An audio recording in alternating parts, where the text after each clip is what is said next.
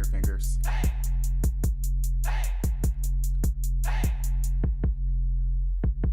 Yo, chill. All right, you ready? Let's do it. What's cracking? What's popping? What's shaking, everybody? Welcome to another episode of the Comic Cinematic Universe with Chill and Grace. Grace, what's popping?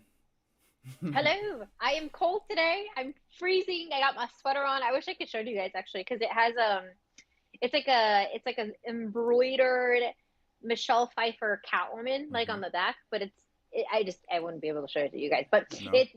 I'm Okay. cold, so I'm Okay. happy finally I can bring this baby out. How are you doing? I'm good. I'm loving this weather. Like I had a couple clients outside, and this is the weather I like to train outside in. Overcast, and there was like a slight drizzle, you know what I'm saying? It wasn't necessarily rain, but like doable to still train in and enjoyable just because I like cold, you know what I'm saying? Especially out here. It's like we already had our hot conversations about how we kind of hate it outside when it's hot, but for me this is my season right here.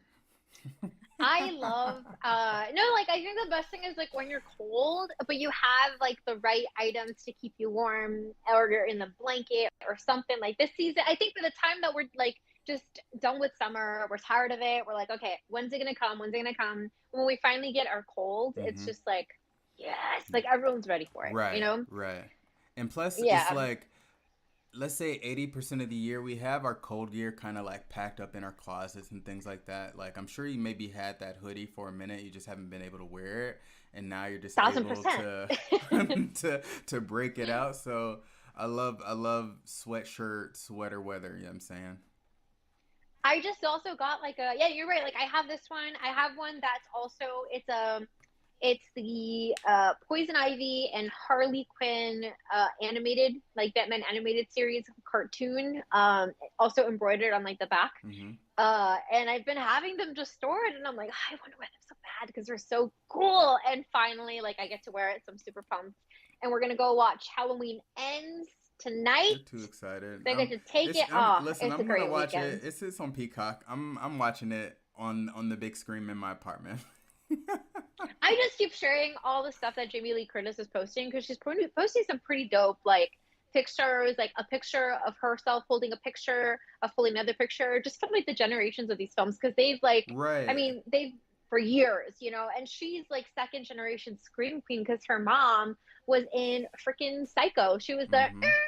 Mm-hmm. like that woman. So it's just cool. I'm obsessed with it. Halloween was just monumental. We've talked about it a lot, Like just because it sets like a pace, you know, for a lot of horror. I took your picture that you posted with the three pictures inside of it.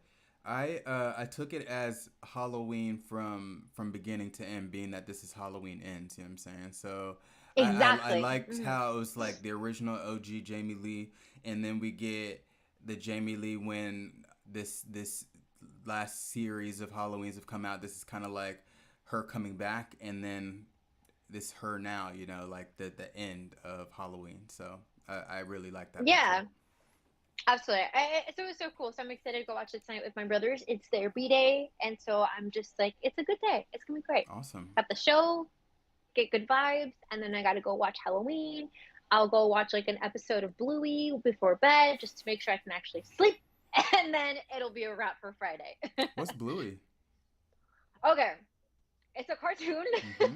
Is this for your daughter? on Disney Plus. Okay, listen. If you look up the memes Uh-huh. about Bluey, it's about adults being like, "Oh my god, this is actually funny." And like, I recently, like today, someone sent me a meme of Bluey. It's one of like the moms they train, and it says like me watching Bluey because it's funny, and it's like me the next day. How can I be a better father, husband, and neighbor? Because it's just dope. It's just really funny. Like I'll send you a clip, and I think it'll convince you. I feel like anytime you ask me what something is, it's always like, well, it's a cartoon, and then you check out. But this is it's good. It is good.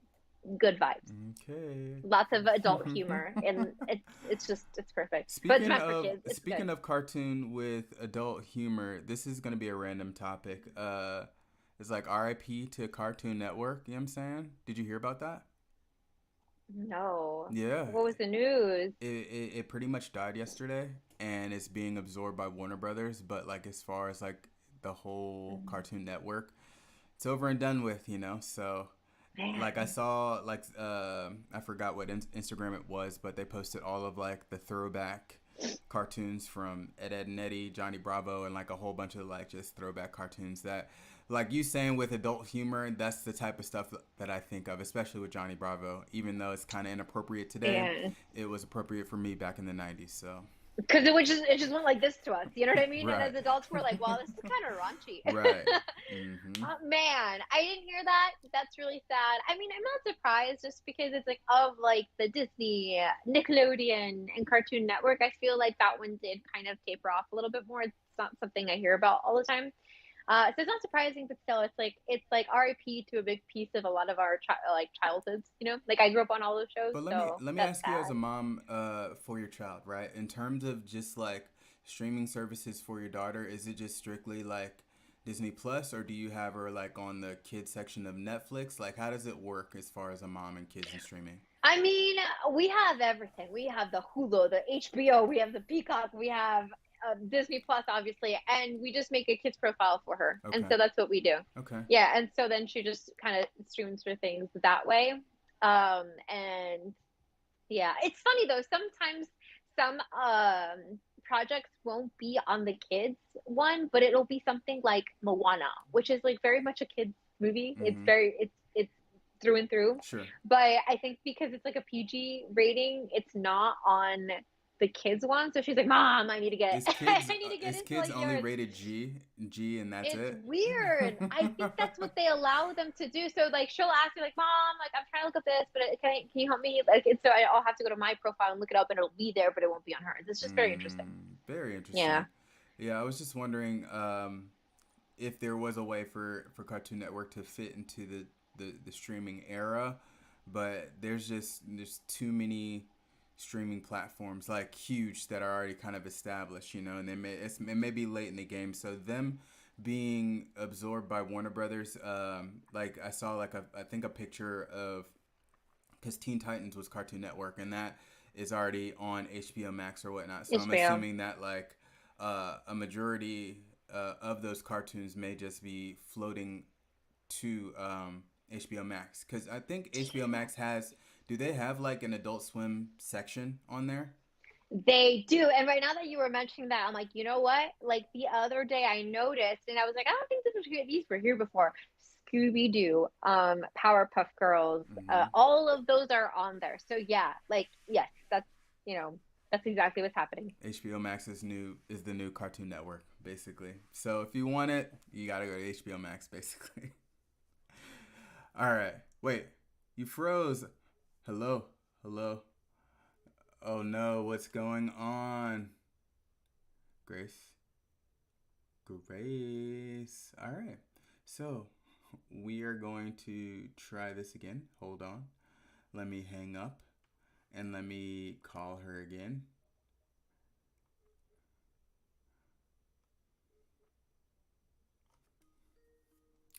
Is she calling me?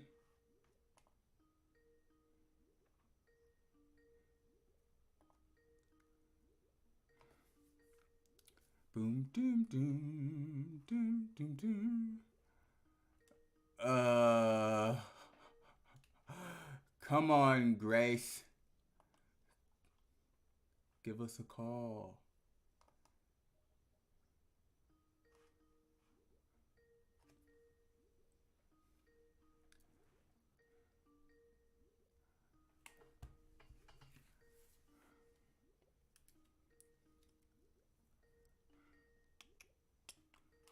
Okay, I'm gonna hang up. I'm gonna text her and see what is going on. Okay, she's calling me now. All right. Hello, Yes. dude. What in the world? So like nothing happened on my end. Like you froze visually, but I could still hear everything. So you're like Grace, and I'm like, I'm here, I'm I here. didn't hear I don't know what anything. that You was. froze I and know. wait, and now hold on. Let me No. refresh. No, no, you're here. You're here. It's just now when you came back up, you went back to bite size. Let me just see. Hold on. Okay. All right. Let me fix you real quick. Fix your I mean, video. it's reflective of how I am in real life, guys, because I am 4'11", for those who do Oh not know. man, Grace. All right, Grace Skype. There's that. Let me just stretch that, and I think I'm gonna have to stretch the other one too. So let me just Adjust that bring real that quick. on over. In this switch, I've already switched to the point to where we have the She-Hulk poster in the center. So we're gonna actually start with that because today's topic today we are gonna be chatting about She-Hulk and Werewolf by Night. And I know the game plan we spoke of it last week was talking about the second half of Sandman, but we're what I've learned from gamers. There's a term called it's called chalked, and that's kind of like with the dead body. You know how the body's kind of chalked, and that's what we're gonna just put Sandman for now. It was a good show for what it was, but as far as the extra episode, it was an extra episode that eventually we may get to, may not. We may just start talking about season 2, but right now we're gonna keep it strictly Marvel. Is that cool? We are calling Time of Death on Sandman. It was good. We talked about everything we need to, and maybe when we do talk about season 2 when it inevitably comes out, we'll like revisit that extra episode just for shits and giggles, if you will. But otherwise, we're gonna get into She-Hulk. Real quick, I had a quick moment that I didn't share with you yesterday, but I figured that you would have laughed and I should have, just because initially while texting you about the whole being over Sandman, I just wanted to text you a gif of Kevin from The Office saying he's calling it when he was doing the mannequin, like CPR. Yes! So like, I'm Yeah, calling it. dude. Oh, yes, basically. Yep. That's so funny. I love Kevin. All right, let's get started with She-Hulk. So go ahead and kick us off real quick.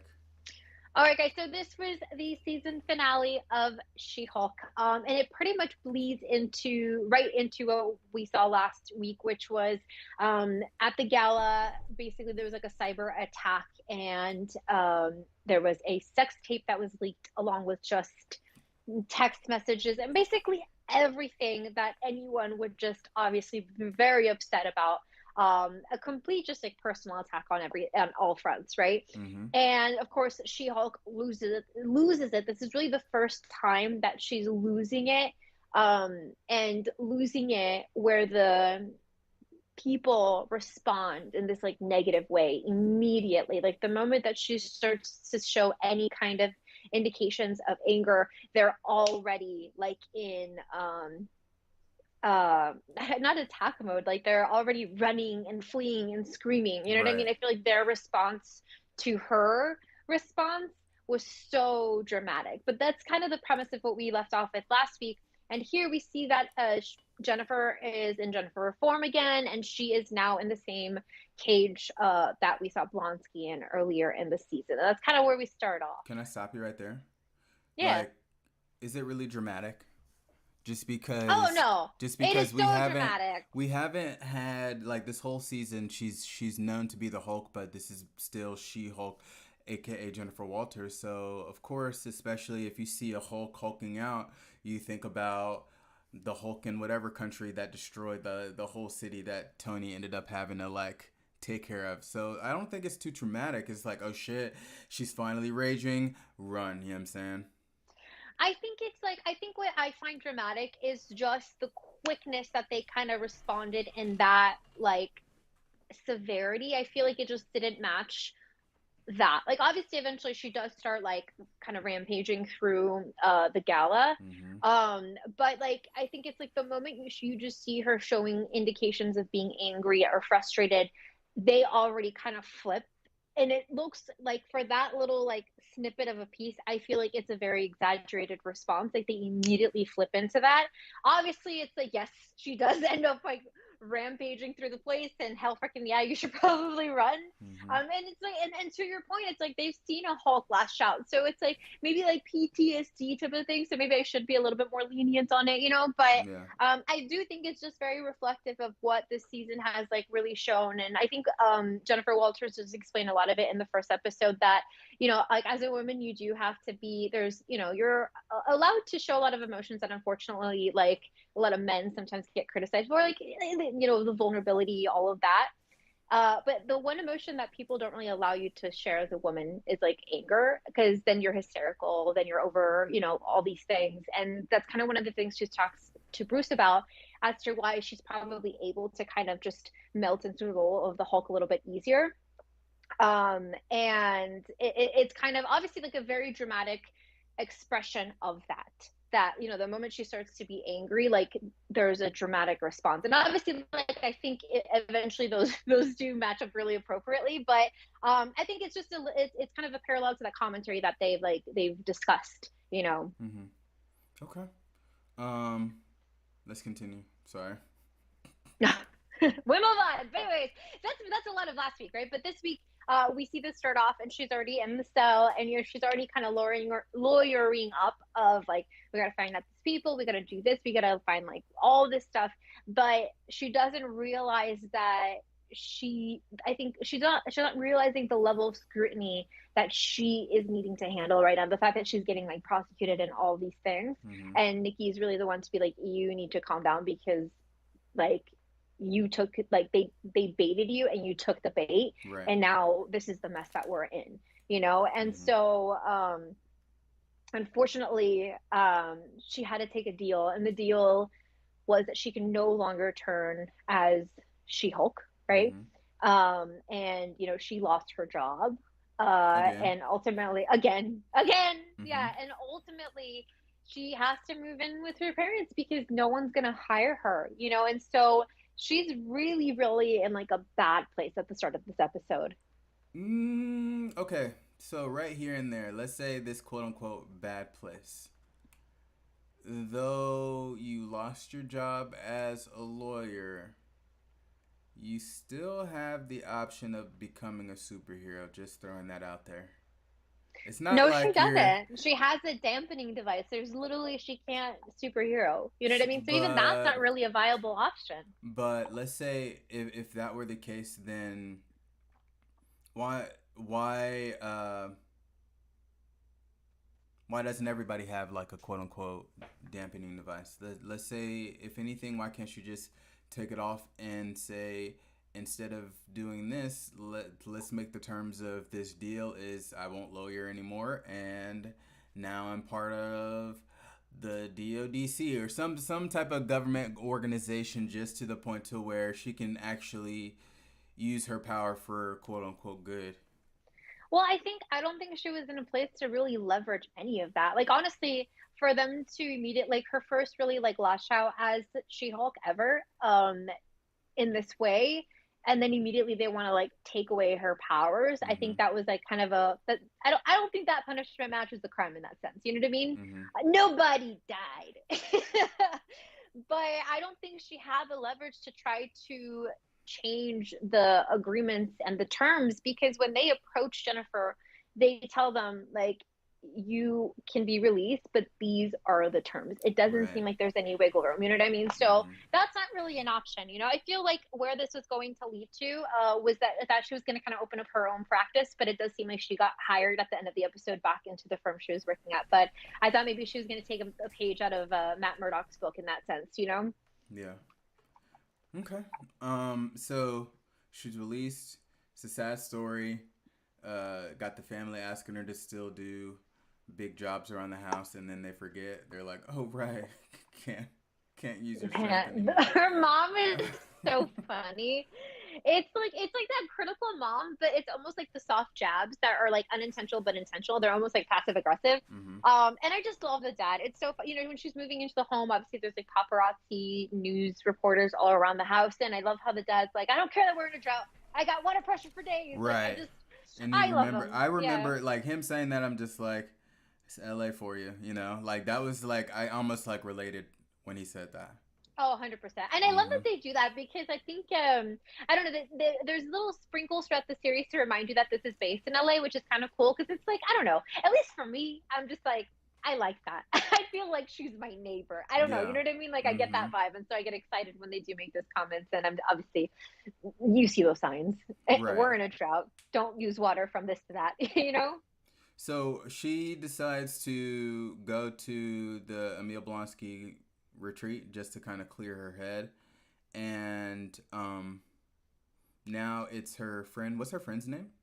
And Nikki. the man associate. Pug. Pug or is Pug? I that's what I got here. Pug. Pug and Nikki, they're on a mission to figure out who's behind intelligentsia, right? Yes. And when they eventually pulled up after like Nikki posted the video of the college dancing, when they pulled up in the car, I don't know why, but I was just like, either these places look very similar or they just pulled up to the retreat just unknowingly, because it looked like just the nighttime version of the first time we saw when She-Hulk pulled up over there. See, I didn't catch that bit.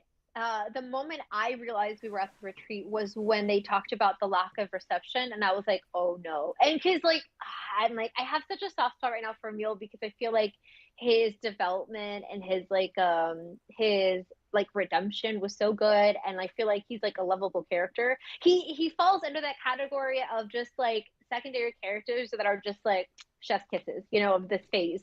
And so when I realized it was the retreat, I was like, no, no, like my heart, I will never love again. Like, because I thought it meant that he actively was against She-Hulk and actively part of this, like radical Hate group group. of, yeah, so-called Hulk fans, but against, you know what I mean? So Mm-hmm. I was so sad when I realized that we were at the retreat, but luckily, things turned a little differently. But yes, we realized that we're at the retreat. And before we even get deeper into that, can we just talk about, like, this is inappropriate, but we're going to do it anyway? Because you know what? I just want to do it. Tatiana Maslany. She's obviously in She-Hulk form a lot of the times, and otherwise she's like in a suit as Jennifer Walters. Mm-hmm. But this woman looks so strong and so like I don't know. I'm like loving it because in this picture, in this video, obviously we see her like in her college years, and you see the booty. You get a quick glimpse of the abs, and she looks powerful.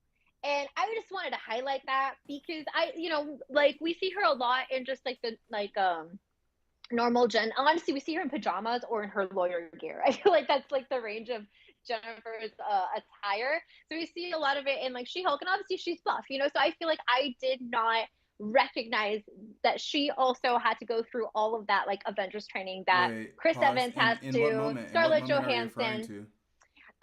to? We see the video of her in her college years when Nikki posted it as bait on the website, and you Right. see it super briefly, but I was like, hold on. I rewatched it. I'm like, dude, goals, freaking goals. Like she just looks so like powerful, and I'm just like, oh, I'm obsessed. And so I just wanted to give some love for Tatiana Maslany because I didn't like connect the dots that of course she also has to go through that like Avengers boot camp thing where you train for like a whole year, 2 hours every day in the gym, Mm-hmm. and I just want to be like, snaps, goals.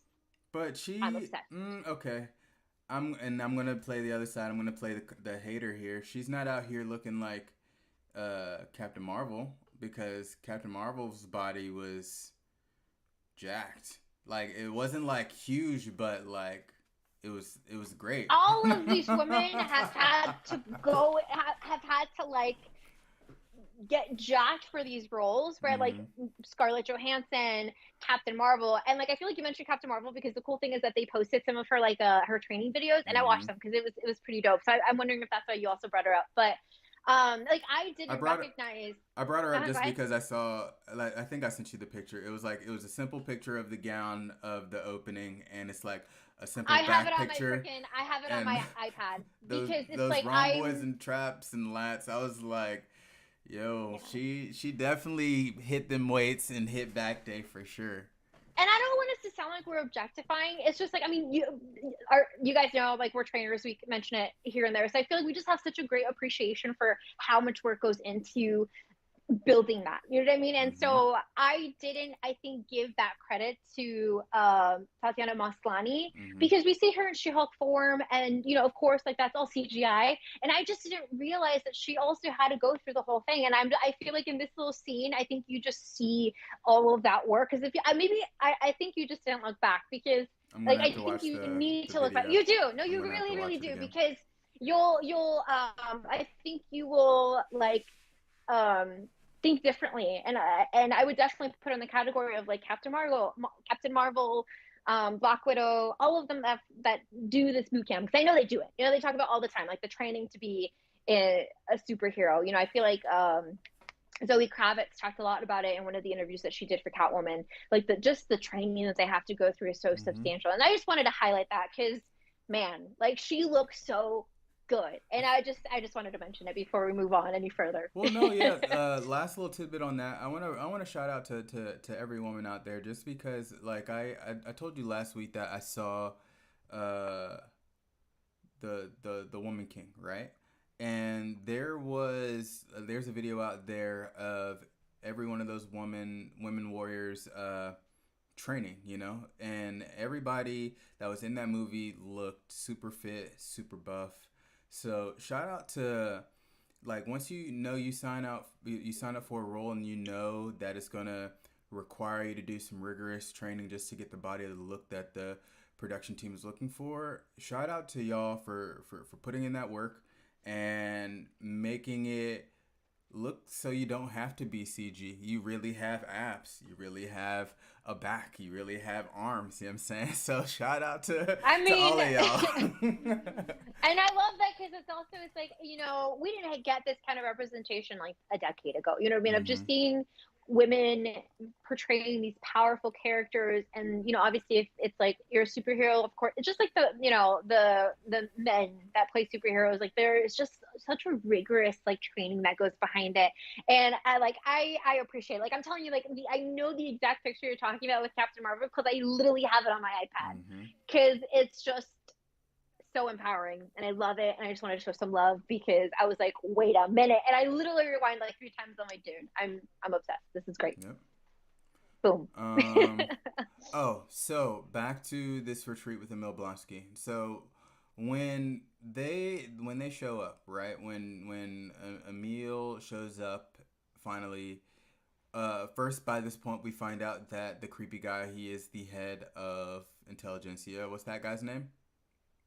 Todd. Todd. Random Todd. All right, but like, say when it comes down to uh Abomination showing up, right when we see him on screen, I was like, I told y'all. Like when we talked about it the other day, when I thought there was something weird about the one guy in the little therapy group that was the guy that actually coincidentally attacked her in episode 1 or 2, I was like, okay, something's off. So even though it wasn't the case, just seeing that they all gathered here at this spot, I was like, I knew it. I was gonna say the moment that this happened, because like I said, when I realized this was at the retreat, I thought this was gonna go down the rabbit hole of like he was actively part of this group, and I was like, damn it, chill, because you know we talked about it last week, you know, we talked about it last week, and so it was just obviously I'm happy that it wasn't exactly like that, Mm-hmm. but main thing is Abomination is obviously violating his parole, which means that he probably was violating his parole the time that Jen was called in to check on him Right. because the monitor was being funny. So, and I just love how nonchalant he's like, no, no, no, I'm making money. Like, as if that's okay. Like, Mm-hmm. he's so oblivious to like, I think he sees himself so much above the law. And obviously, in like the end credit scene, I mean, it makes sense why he does because he like gets incarcerated again for another 10 years for breaking, you know, the agreements of his parole, and he gets like busted out by freaking Wong. Like he Mm-hmm. comes and saves him, and now he's a refugee at Kamartaj. Mm-hmm. Uh, so say Emil shows up on the scene as Abomination, and then What, baby? I'm all doing this for work, honey. I can't get off. I can't get off, honey. mom, Give me a little bit, okay? but mom, You gotta give me a little. Oh, can you hear me? but mom. Can you hear me? I heard it all. Now you're muted. You're not muted I'm now. muted. Oh, damn. I was like, I'm gonna mute myself and no one will hear me. No, it's all good. Give it to me for a second. Give me 1 second. Okay. It's because this always happens for some reason. Like, my daughter wants to use her iPad and AirPods, and mine for some reason try to like connect, Mm-hmm. and so obviously she can't use them, and so it's just always been a mess. Okay, we'll try it. Here, if you need help, go to Bryant. Okay? Wait, no. Oh, damn. Hold on. Okay. Hello? Yeah, I can hear you. It I disconnected. Give me okay. 1 second. God. Okay, All this is the mess. right. Okay, so here's what's going down. Grace is trying to figure out her No. whole situation. Um, I know. I'm gonna mute you for right now, and then kind of. Okay. All right. Well, Abomination. He hops onto the scene, and then it was just a moment of pure randomness, and like when everybody we get Abomination, we get Titania, we get Bruce Banner out of the way. The writers wrote this on purpose just to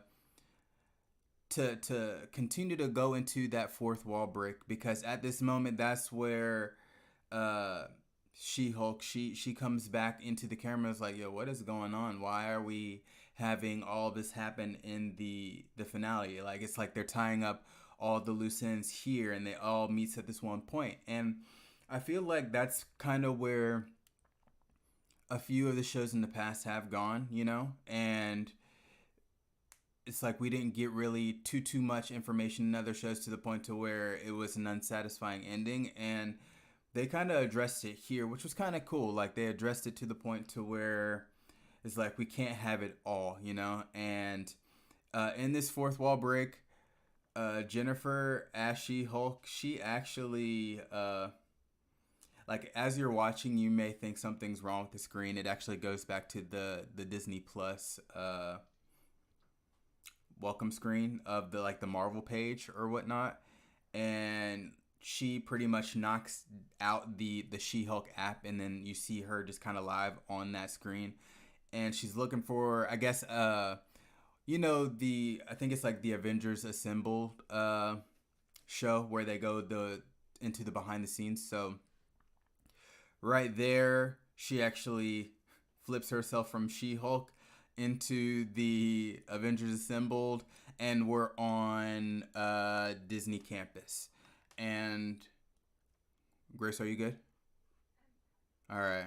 So, all right, cool. So we're on Disney campus, and um, Jen wants answers. You know, so she goes to the writers' room, and she's like, "Yo, we can't just have all of these kind of plot points just come right here to the finale just like this." And it was weird, for one, seeing Bruce Banner just kind of pop up, and then I thought it was weird that Titania showed up too. What do you think about that?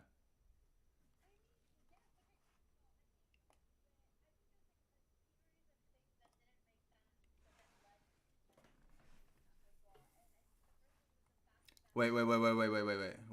Say that again one more time, because I said I muted you. Now you're unmuted. All right. So it was Okay, weird. We're good okay. now. So I'll get back into it. Okay, you sure? It's I got on? it. We're good. Yes? Yep, you're Gucci. Okay, cool. So what I was saying was that I think there was like a series of things that just seemed off leading into then Jennifer Walters, breaking that fourth wall. And it started off with just like Todd effortlessly taking the basically super soldier serum that Oh, true. he I seems forgot to to mention have that. been Yeah. able to make out of Jen's blood, Mm-hmm. which is like, okay, the smartest of smartest of smartest of smartest of individuals have tried and failed over and over and over again Mm-hmm. to synthesize a replica of the super soldier serum, or even synthesize a replica of what happened to Hulk. And I get it, you have a lot of money, and maybe we're gonna find out. Maybe we're gonna find out who he used to synthesize, and maybe this is a whole nother plot point, would be kind of dope. However, I'm just gonna be like, even with all the money that you have, like, who the hell did you hire to make this and make it be effective? So that was a red flag. I was like, wait a minute. And then it was like it was Hulk, right? Mm-hmm. But I'm not gonna lie, I don't know what I liked the just a quick little snippet of Hulk and Abomination kind of about to fight again. That was kind of epic to me, but still, I was like, dude, what is he doing here? This makes no sense. And then It Titania was shows epic. up. It was epic, but it's like it didn't make sense just because they made it clear that there was peace between them at the beginning of this season. Yeah, and also it's like he's in space. He's gonna. How does he know she's in? Like, I mean, I know that he's, she's been trying to contact him, but it was like, no, this doesn't make sense. But I like that little snippet. I just thought it was cool, but it Mm-hmm. didn't make sense, like you said. And then Titania comes in. I'm like, this makes no sense. I was just like, what? Like Jennifer. Basically, we were Jennifer Walters, and I think we've said this before. Jen, and I think this episode, I'm so obsessed with how it ended. Jen is us. Mm-hmm. She's a reflection of the fandom, the good, the bad, the ugly, all of it. And I think that's what this series has just amplified and almost held a mirror to. And I saw this one thing that I thought was so accurate, and it was basically like, so you're telling me Kevin Feige just used the show to troll the entire fandom, you know? Right. And in a very playful and I think very cool way, you know? Mm-hmm. And this is kind of where it starts off because she's like, hold on, like this ain't right. And I think I kind of heard your voice semi in the background. I think you talked briefly about how like the Disney Plus page comes up. It's like a moment where you're like, oh my God, did I touch the road? Did Right. I do something? Yeah. And then she pops up and it's kind of cool because this reflects, I think we've seen pictures like this. We may have even used them on the freaking show. I don't know, Mm-hmm. but there's a lot of pictures from like fourth wall breaks that She-Hulk does because she does them frequently. She's the first Marvel character to do them, Mm-hmm. and of her literally breaking the pages of comics. And there's one series where she breaks the barrier, right, that fourth wall visually, right? She's crawling Right. out of the page, Mm-hmm. and she pulls in one of the writers and beats him up for ruining her love life. And I feel like this is a very similar vibe to what it says. She comes into our world, where she crawls out of the TV of or out of the screen of Disney Plus, Mm-hmm. and she, goes into Disney Studios, goes into like the Marvel Studios, and then has a talk with Kevin. Kevin. Kevin. But with all this fourth wall talk, do you think uh our prediction time, do you think Deadpool is gonna go as far as she did as far as breaking the fourth wall? I'm gonna say that this is probably my favorite fourth wall book I've ever seen ever in Mm-hmm. any form of media. Mm-hmm. And that's saying something because we've seen Deadpool and Deadpool has done it super well. And in terms of cinematically, I think he's the first superhero to kind of display it. Right. Um, and so I cannot wait for them to have interactions because they're gonna have to do it. Like these are the two characters that so often break fourth wall, and they both do it in a way that I think is so cool. Right? Because the fourth wall break is just another form of storytelling that immediately connects us into the story, right? We almost become a character in that sense, right? Because she's speaking directly to us, he's speaking directly to us. And so it's such a unique form of storytelling that's so true to both of their characters and both of their storylines. I feel like it would be so cool if they like met face to face and like Deadpool's like, here, hey, I heard that you're giving me a run for my money for the fourth wall break. And then it's like a mania and almost a fight of a fourth wall breaks that they're trying to one up each other. Like, I just feel like I see this happening in my head. I Right. want to see the interact. It's going to be good. That and that It's going to be so the good. only reason why I'm asking is like because we know like Deadpool's coming and that may be like 2024, 2025. I just saw there was some delays, but I didn't really remember the That's delays. okay. But say with that, do you think it'll get to the point to the where we've seen because we've seen Deadpool break the wall to where he's talking to the camera, but like do you think it's gonna go above and beyond, almost kind of like She-Hulk, to where he breaks out of the actual film or show just like she did, and I maybe mean, travel to like another project or even Disney Studios again to talk to Kevin. maybe. And I feel like if he does that, I feel like he would have to reference She-Hulk. You know what I mean? Mm-hmm. Like say he's trying to get a meeting with the same and has having to go through the same guy that, Jennifer Walters had passed through to then fight off the guards and then go into, meet Kevin in Mm-hmm. person. Mm-hmm. I think it'd be fun. I definitely feel that as a possibility. Whatever way they spin it, I'm excited because I feel like it's gonna be good. And I'm so giddy about it. Like I think this fourth wall book was so good. And before we get deeper, because obviously once we meet Kevin, that's like a whole nother handful of just crazy things that can happen. But before she gets face to face, so to speak, with Kevin, the AI, or the algorithm, if you Mm-hmm. will, she has this scene, right? She passes the front desk and she's in this white hallway taking down security guard after security guard. And this is such a parallel No, it's to not. Don't Black even say Widow. it. Don't even No, say okay, I'm it. gonna stop you. Hold on. I am speaking. I will finish. This is such a parallel to Black Widow and Iron Man 2 when she's taking down the guards. Happy's in the corner dealing with the big guy while she's taking down 20 guys. The camera angles are similar. The orchestra, like the choreography is just reminiscent enough. The scenery is reminiscent enough. And I'm just going to say this is so intentional. There's no way it wasn't. And in addition, I think it just makes so much sense for a series that has so much commentary about the deep misogyny that does live in a very small sector of the fandom that criticizes like the female heroes in such a way that's so demonizing and so belittling, and have a scene that is an homage to the first female Avenger. It's so poetic. There's no way it wasn't intentional. It was so cool. And for me, because I remember seeing that scene in theaters, because Iron Man 2 was actually the first movie that I saw going into the MCU, because I didn't see the first Iron Man at that time. And Hulk, as you guys know, just kind of is in the back of my head, you know. But being that this is the first movie I saw, seeing this scene with Black Widow, I just remember being like, I want to be her because she is so cool. And so, yes, this is not coincidental, and I think it is so amazing, and I loved it. You want it to be non-coincidental, like so bad. You love Black Widow so bad. Like I didn't see it. I didn't catch it. I can see your reference points here, but it was just a moment to where I see her kicking butt, and I'm really more so thinking that honestly, Disney Studios is just like the Apple Store. It's all white everything. You know, I'm not really thinking. It didn't bring me back to the corridor of Iron Man 2. So I don't know. Well, you know what? Because those scenes aren't like made for you in that way. I feel like it like for the fandom of like like us that we haven't always had that like seen these powerful women fill the screen. Obviously now like I feel like we're getting so much more of that representation. I feel like we're getting so much more well done representation. Hmm. That scene with Black Widow and Iron Man 2, it's monumental. It's a scene that lives rent free in my head, and I feel like it's the same for a lot of the women in the fandom. And so I think this pulls us because it's kind of it's like a core memory, Hmm. and so I think that it makes sense to why maybe it didn't click on your end. But I think before I even verbalized it, like Brian, my partner, was like, "Oh my God, Black Widow," and I'm like, "Ah!" Like, cause like I was just in the moment, I was feeling it. Like it's not coincidental. None of these things are coincidental. We're talking about Marvel, for God's sake. Like this is so intentional. It's almost like it's just I don't even know what to say. It was so good, and I'm just obsessed with the scene and then everything that happens after that. Okay.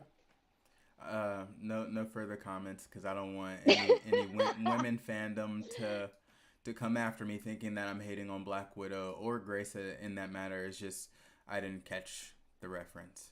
It's different experiences. It's completely different experiences, and I feel like this little like conversation we're having revolving this scene, I feel like it's such a representation of different ends of the fandom. You know what I mean? And Hmm. in all positive ways. You know. And so I don't know. I love how the series ended so much. I like. Let's continue. I'm excited. We're at Kevin, and initially there was so much talk in the writers' room. Is like, oh, you want to talk to Kevin? Sorry, you can't talk to Kevin. So I'm thinking, of course, we're gonna get Feige on screen, and then uh, being that we as the comic cinematic universe is kind of said it on here as far as well, I'll say I've addressed Kevin. Grace hasn't really addressed Kevin. I No, like listen, no, but have. this was so giddy for me. I was just like, "You go, She-Hulk," because she's speaking for all of us. You know, Hmm. like when she said, "When are the X-Men coming?" and she's like, like when she is asking, like when she's mentioning how there are people who say that Marvel is repetitive, and I've heard this for sure. And then when she starts talking of just the whole experience of her directly talking to Kevin, Hmm. it was so reflective of us on the show, specifically you, because it's become kind of a meme on Yeah, our show. We even said I think we're gonna do like a Kevin Feige attack and mashup at the end of the year, like just a because it happens compilation so or something. often. Hmm. Yeah, and I feel like like we're gonna have the voiceover of this exact thing with it or something like that, because it was just so cool. That's what I'm saying. It was so cool. I was like, oh, it's chill. But yeah, like say they have this conversation and this whole breakdown, right? This scene maybe lasts, I don't know, 5-10 minutes, not only with Kevin, but just this whole fourth wall break. I'm really now just on some like I feel like they're the first off the minute I mean the episode is only 30 minutes, right? I saw that at the very beginning, and now we're taking a third of it to kind of just go into this fourth wall. It's like, all right, so are we going to eventually go back into the story? And I think after her talking to AI Kevin, we maybe only got 3 minutes, and then boom, that was the show. Yeah, I mean that is exactly what happened. And I feel like it does stick true to what the expectation of what the show was meant to be. It's a legal show. It's a law show. Like they said that from Comic Con, they said that from the promos. The only thing we still have beef with, and I think we can still stand by, is the fact that the cameos were a little dry for what they kind of set it up to be, right? But we talked about that last week.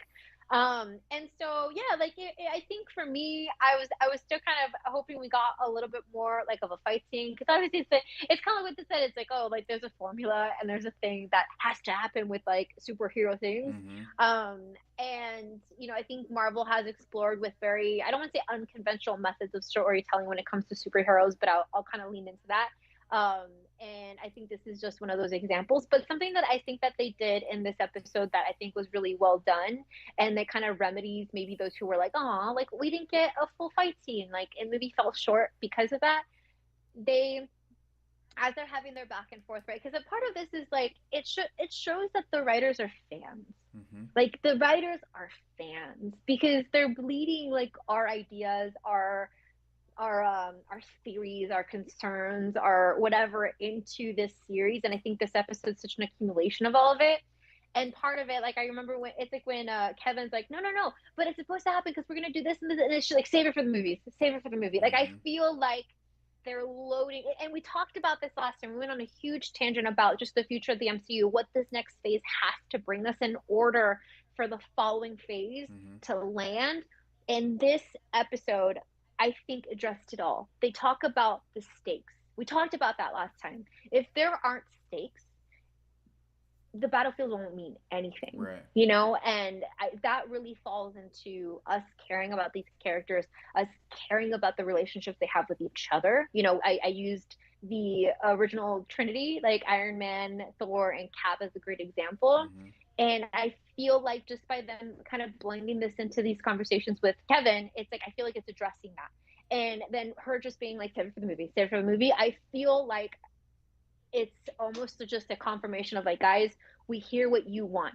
We promise there's an end. We promise we're going to deliver. Mm-hmm. Hang tight. Let this serve for what it needs to serve. It's going to build. Like this is kind of how I received it. And obviously we know this. I'm the optimist of this of this team, and I read into a lot of things in more of a positive way.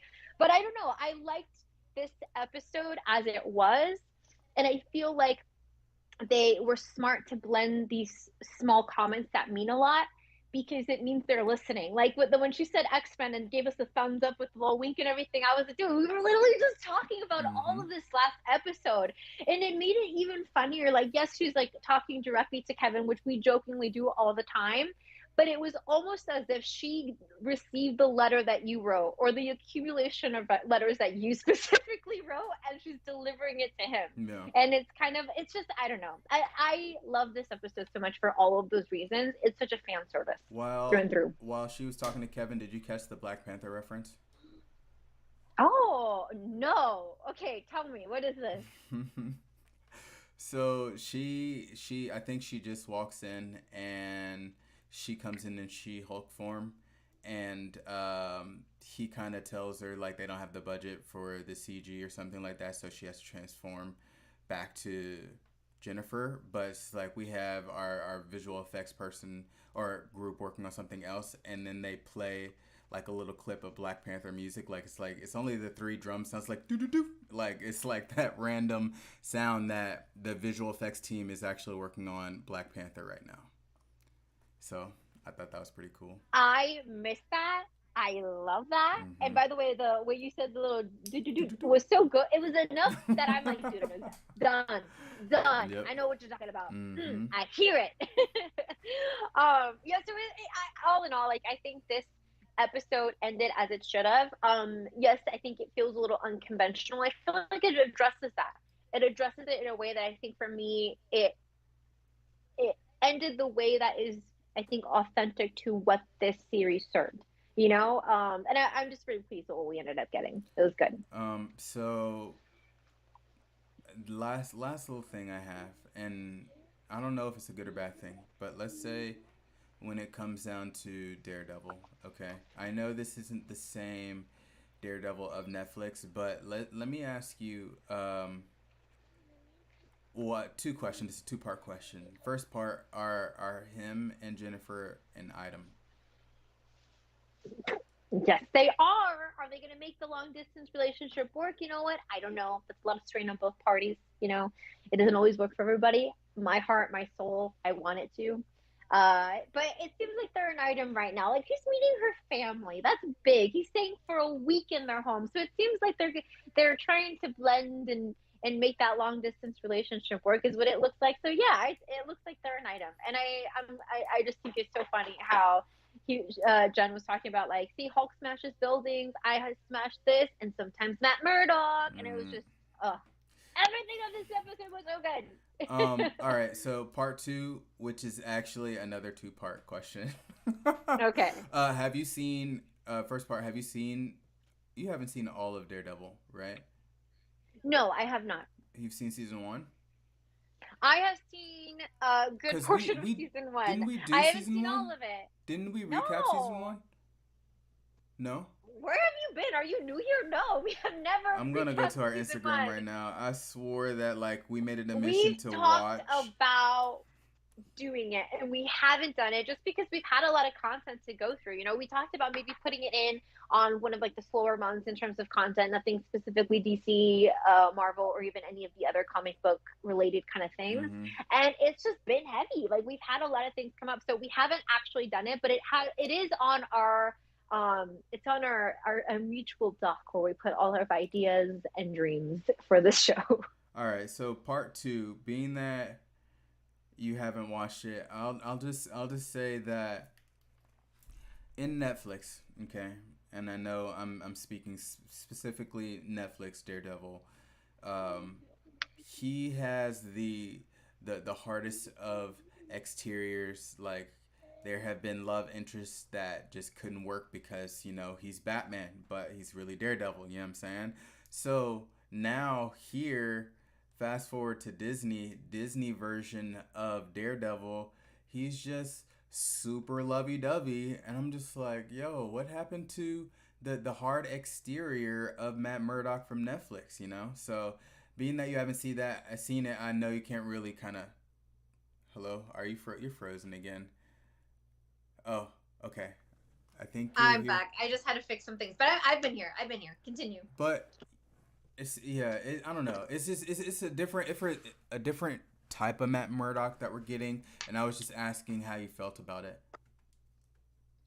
It's very different, and they did share about how we would be getting a different take of Matt Murdock in this series. Mm-hmm. And I think we spoke about it briefly last week because when I initially saw that statement, I got very worried because I was like, I hope they really just mean when it pertains to the series, because I think the quote was something along the lines of, we're going to see, you guys got to see the dark and the broody in the Netflix series. We're going to show you a softer side of Daredevil, like a sweeter side of Daredevil. And the thing is, it's like, what we love about Daredevil is the dark and broody, because he is like the 100%. Batman of the Marvel, Mm-hmm. world. And so I think that was concerning. When I saw that, I was like, okay, I want to say this is specifically to the series, because if they mean just overarching how Daredevil will be in the now MCU version, then they no longer know what we want. They no longer know. But I think it's safe to say that that reference or that statement was made specifically for this show, which is fine because this is She-Hulk's show. Whenever there's heroes, I think that crossover to someone else's project, they end up blending to that hue and that theme that resonates with that specific character. So it makes sense that we would see him in a softer way. And I think for this series, it fits.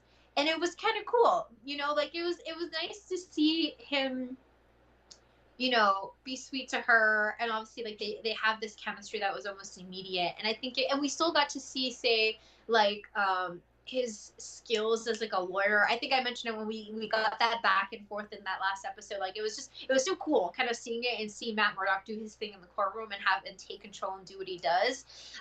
So I feel like I do like the take that we got in this series. I really believe that we're gonna go back to that dark, broody, Batman-esque feel once we get into Daredevil Born Again. I just hate that walk of shame. I'm sorry. I hated it. Oh, I loved it. I hated I love it. the walk of shame. So good. I disagree heavily. Okay. So we end the episode at a barbecue where Matt Murdock is there, and it's the whole family, and even Bruce Banner shows up, and surprise, we get the reason why Bruce had to go to Sakaar, and we kind of predicted that. I think you brought it up initially in the first couple episodes of this season. He's probably going over there because he probably had an offspring, and come to find out he did. And the guy is full grown, and I almost forgot that Sakaar time works differently there. Like he was there for 2 years, or maybe even more, or I think it was 2 years, but he had only been gone from Earth for less than that. Correct? Yeah, so I think it's like, I wonder if it's a blend of how time works differently, and also being that he's a hybrid of Hulk, but as well as obviously this other being that we don't know. In the comics, Hulk, when he's kind of stuck in that form, falls in love, and, they have a baby, and the mom dies somehow, but, he assumes the child died as well, Mm-hmm. but he didn't. And obviously he rekindles that relationship down the road.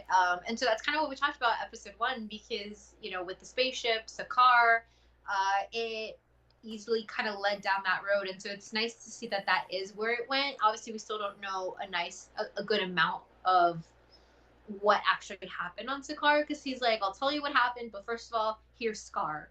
And so, but it's nice to get that piece of the puzzle. I feel like I would have been annoyed if we learned nothing of his trip on Sakaar. Um. So do you know about the story from the comics as far as what happened to the mom? I forget how it is that she died. I know we spoke about it in our first episode when we did bring it up, just because I think the story was a little fresh, because I definitely freshened up on it when we were just going to talk about it, since it seemed like that is where the story was headed. I don't know specifically, but I'm going to assume if this is following the same storyline, she's probably no longer alive, Mm-hmm. and that's maybe how Hulk got called in, because they realized, hey, this is the son of Hulk, like, let's reach out to Bruce and, do all of that. I was just thinking it'd be messed up if, like, say if they dove deep into the comics and they just made it more so as if, like, the baby hulked out, like, during the pregnancy, and just, like, exploded like through the womb. So I was just curious just to know if you knew what actually happened to the mom. I don't think there's any exploding out of the womb, but Okay. it's too soon to tell. You never know what Marvel's going to throw our way, right? Sure. I'm actually looking right now. I don't know if maybe you beat me to it, but I'm trying to see who it is that plays Scar. Oh, I'm not looking it up. So you Oh, got okay. it. I was wondering if you were. Okay, I found it. So his name is Will. I'm going to pronounce this wrong. That's okay. I'm going to say Deusner. It's Deusner. I don't recognize him too much. He's apparently in Stargirl, Shut Eye, Son of the South, and that's kind of the filmography that I'm noticing him on. Mm-hmm. But yeah, so just for fun facts, he's the actor that plays Scar, so I'm sure we're gonna see him again pretty soon. Yeah. Okay. Was there anything else that we had on She-Hulk before we wrap it up? No, it was such a wholesome ending. I feel like and I'm gonna make a meme about this for the episode. I was gonna do it last night, but it was like late, and then I was like, okay, I gotta go to bed because I woke up early. But this final episode or a final scene reminds me so much of how almost every Fast and Furious movie ends with they're having like a picnic or like, you know, food grilling in the backyard with a long table, and then it's always the Rock's character that walks in with, like, you know, and I feel like in this case it was Hulk. Mm-hmm. Like, I feel like that was such a strong parallel. It was just really funny to me, you know, but the overall was very wholesome. I love the interactions that Matt Murdock had with Jen's family. It was funny when one of the aunts was kind of flirting with Matt, and the uncle comes and pulls her away and is like mad dogging. And, right. Yeah. So it was good. I think that's kind of all I have. Last piece, and because we did get an end credit scene, but we talked about it briefly. Blonsky does escape. Mm-hmm. We see Wong take him to Kamartaj. Right. We did get that. We did get that as well. I'm sorry, y'all. Ever since the technical difficulties everywhere, I mean earlier, her camera's just kind of been flipping from small to big, so I've just kind of been adjusting her camera. See, it keeps going small, so it's glitching, man. We will blame Ariel. Like, I don't know if you noticed, I had to give up and just let her use my daughter. Don't blame her. No, I'm gonna blame her. Why else have kids? Come on. Oh man. No, because she kept coming. She was literally ready. Like, we're here. She was right there, like just standing there. Like, Mom, my headphones on. My dude, I know. I just wait, dude. Like, just wait. And my partner's knocked down the couch because he's tired. So I'm just like, I'm just.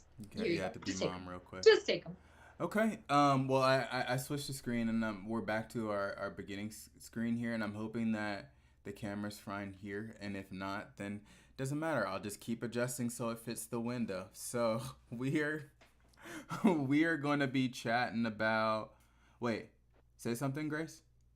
No. Okay. If you tell me right now that the audio. Okay. No, you're good. You're good. Okay, I'm just checking. Okay, we're Gucci. Gooch. Sorry, but now we're moving on to Werewolf by Night. I don't have the poster up, but I'll put it up in the post on Instagram or whatnot. But you were able to watch Werewolf by Night? I was. So, She-Hulk ended up being shorter than I thought. I really thought this was going to be like an hour episode. You know, so I'm very impressed with how much they were able to do with the half hour. Mm-hmm. And so, yeah, I was able to watch Werewolf by Night in the evening yesterday. And I don't know if you guys have the tradition of watching like a scary or a spooky movie every day in the month of October. Do you do that? 31 Days of Halloween. I used to. That was, I think, way back in the day. This was such a perfect addition to that. It was so different, right? And this was a one-off. Like, I thought it was a show. Chilla and I were texting back, and I'm like, "Oh, do you want to do episode 1 and 2?" And he's like, "Grace, I think this is just like a one." Right, it's just a one-off. One and done. Mm-hmm. But it was very cool. And I like how this goes into, there's lore. They do make mention of like the Marvel superheroes super briefly in the intro. It was good though. It was good. Like, what are your just overall ideas or feels of this little one-off? Well, on a scale of 1 to 10, I would give it a 9. I agree. We gotta reserve those 10s for something special. Right. Say when it comes down to this whole, I don't even want to call it a show. This special, right? Say when it comes down to this special, I didn't know what to expect. Of course, I'm kind of going in blind here, and just from the trailer and from all the things that we were kind of getting before it came out, they were saying that Marvel was going to really touch on the throwback aspect of horror, and that's what I got. And I was never really into, I never really watched old school horror movies. I think the first horror movie and the oldest horror movie that I've ever watched when I was a kid was the 80s version of Freddy Krueger. I haven't really watched anything before that. I remember, I think one of the main staples from back in the day, especially in black and white film, is like Frankenstein with Gene Wilder, and I never really got into that. But this special kind of gave us that kind of vibe. Oh, 100%. And I am a fan of such things. And so I thought that was so cool to see them use that kind of, I wrote down like what it's called specifically, like that method of like, or that style. It's like, it's the black and white shadow film stock quality. That's what it's called. It's like that old school look.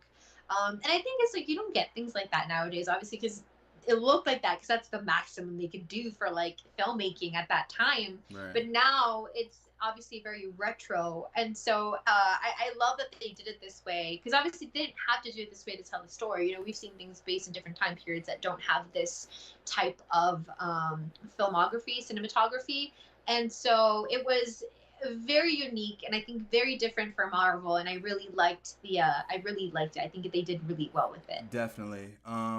Just from jump, we're introduced to a bunch of characters all at once, because the whole premise of this movie is everybody is a hunter and they're hunting a monster, and whoever hunts the monster gets the prize of the bloodstone, which initially, I think Yadir, she asked me, she's like, is that like an Infinity Stone? I was like, no, it's just something totally different. But I think even with that being said, I think this is, though it being a one-off, I think it stands almost borderline on how Moon Knight stands. It's like, it's not related to anything that we know of. And if anything, it probably doesn't even have to. Even though eventually I can see it connecting to later projects like Blade. Like I got a vampire reference in here that I'm going to mention in a minute. But like, say, as far as the premise of these hunters hunting a monster, I kind of really enjoyed it just because it was different. It's not necessarily a story that has to deal with Kang. It's just something totally different. It's nothing multiverse about it. So for them The doing one-off. for them doing this It's in on like its own. Halloween season, I think it was just something cool that they did. I mean, I love this for so many reasons, and I just want to kind of touch on some of the points that you made. It's cool because it's very distant, just like Moon Knight, but it obviously lives in this world of the MCU and Marvel, etc. And they obviously make reference to it right from the gate, right? Mm-hmm. I'll just read the quote super quickly from the introduction. So right from the start, you get this. It says, "The known universe with its heroes and marvels, but what of the darkness?" Right? This is kind of like the narration leading into us getting to understand the Bloodstones, the family, and the gem or the stone. And so it definitely, I would definitely compare that to Moon Knight in that regard. And there is a possibility for us to see these characters reemerge, maybe as we get closer to Secret Wars, who knows? Because we get Ted, who is a very unique monster, and I don't really think I can pinpoint it to any mythology that I'm familiar with in terms of like conventional ideas of monsters. Definitely not under the werewolf or vampire category. Right. But I'm assuming he lives for long periods of time because there's references or just things that he and what's his name, Jack, say to suggest that they've been around for a very long period of time and probably do not age the way that humans normally do, right? And so there's a possibility that they may still be around in present time and show up. And also with Elsa, same exact thing, because she has the bloodstone, and part of the powers is longevity, and this is what we get from Verussa, who's the stepmother, when she's kind of poking at her like, what is it that you're after? It's power, it's protection, it's longevity. So we know that's an element of the stone, so she again could very well be still present. Yeah, and I can see that, like, yes, it's like a one-off, but I can see that these characters can move on into future projects if need be, like, cause say the way this this special starts, everybody's in a hall, right? And everybody, especially the main character Jack, he's kind of looking around at all of the quote unquote. It's called. Is it called taxidermy, where they have like they stuff the heads of like animals on the walls and stuff like that? Is that taxidermy? Yeah, that is taxidermy. So there's a whole bunch of these heads on the wall, these taxidermy heads, where instead of animals, it's like creatures of just, I don't know, just horrific monsters. And one of them, like I think Jack was asked about, and he said, like, because he was asked if he had taken down any of these creatures, and he said no, but I fought that one all the time. And being that Jack is the werewolf, I'm assuming that, like, with the history of werewolves going against vampires, I'm assuming that that was a vampire on the wall, and that could be a vampire in its oldest form, which is not necessarily like a human form type of vampire. It's actually looking like ghoulish, like with the super fangs. So that's what I kind of took from that, and I can imagine that if anything, if this world is connected to the MCU, then we definitely have vampires now in the world that we just don't know about just yet. And I took it the same as you did, and we did see this creature just a little bit earlier in the introduction. We get this like almost like journal-esque type of pictures, Yeah. right? And we do see that creature on there, and along with other ones that we do see on the wall. Mm-hmm. And so I paused it, and so this is what it reads for that specific creature. So it's written, I think, in Latin, but it basically translates roughly to something along the lines of a winged creature corrupted. And it also shows the item that would kill it, and it's like a dagger, you know. And so who knows if maybe another word to be used for it is like a stake, you know what I mean? And so I think you're right. It's not explicit, but with that, I think it's very likely a vampire, or like you said, an older form of. And I think also the way that the face looks resembles how I think we see Morbius when he's transformed into his vampiric form. So I think we're on the money, and I think the addition of like of Jack saying like, oh, but I fought this guy is just another nudge to that, because like you said, just like the known lore between werewolves and vampires, it just makes sense. So I think we're on it. Before we move on, I do have just a couple little things I to see. So again, like in that little intro scene, another monster we get some mer people, and it shows like a trident, and that's supposed to be the item that can destroy them or kill them.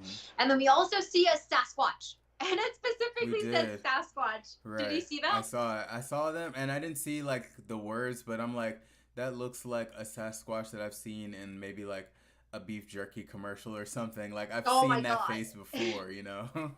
Yeah, and it does say Sasquatch on there. And then in that picture just depicts Ulysses with the bloodstone.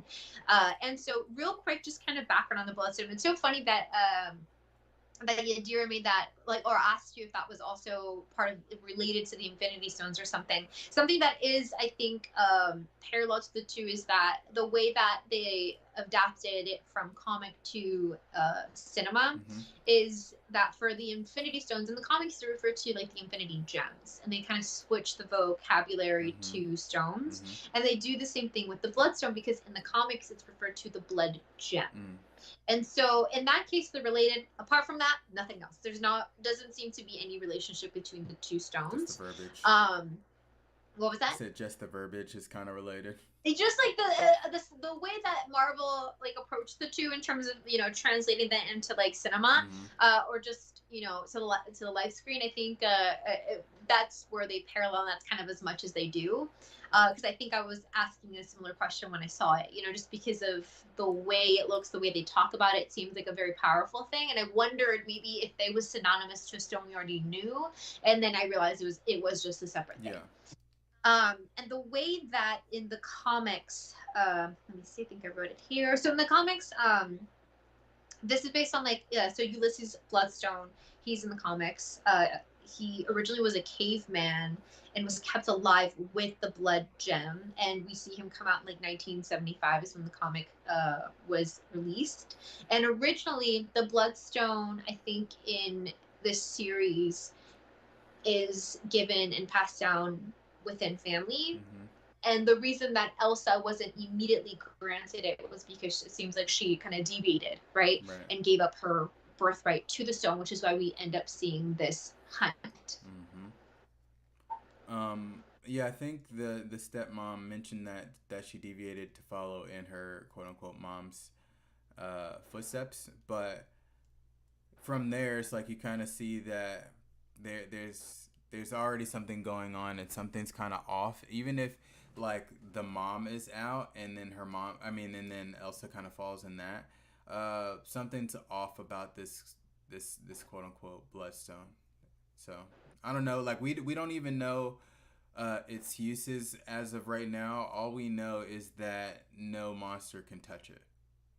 Yeah, well, and I think the element that you're saying is like something is off. I feel like it's not necessarily off with the bloodstone. I think it's like the people, like specifically Verusa, who just seems like a horrible woman, right? Like the stepmother.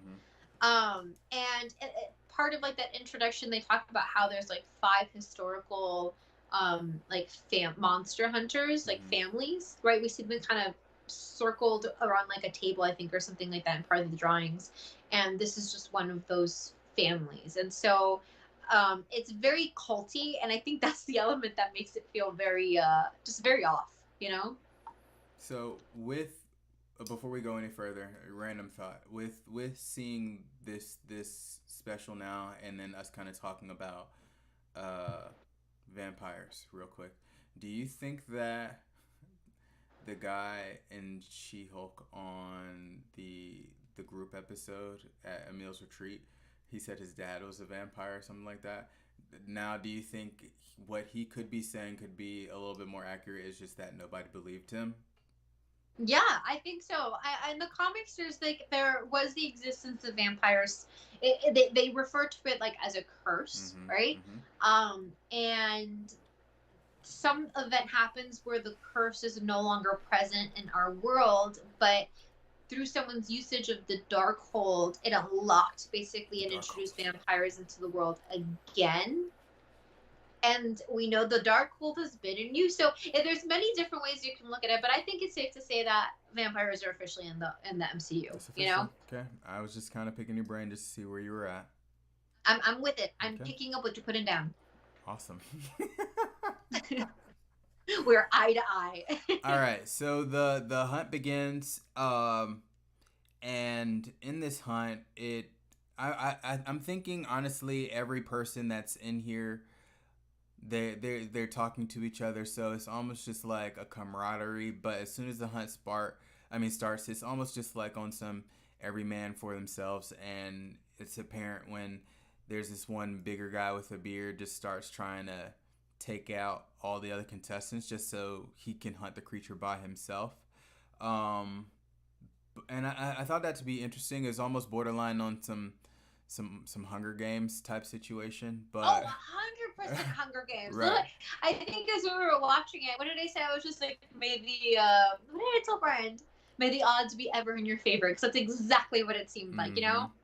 Yeah. And oh, go ahead. I was just gonna say that I think it's very interesting because, you know, kind of like what you mentioned, it's like you feel like there's a sensation of camaraderie originally in the funeral, and I think that is in fact the case. But keep in mind, I do not believe that they knew there was going to be a hunt to determine how the stone was passed on.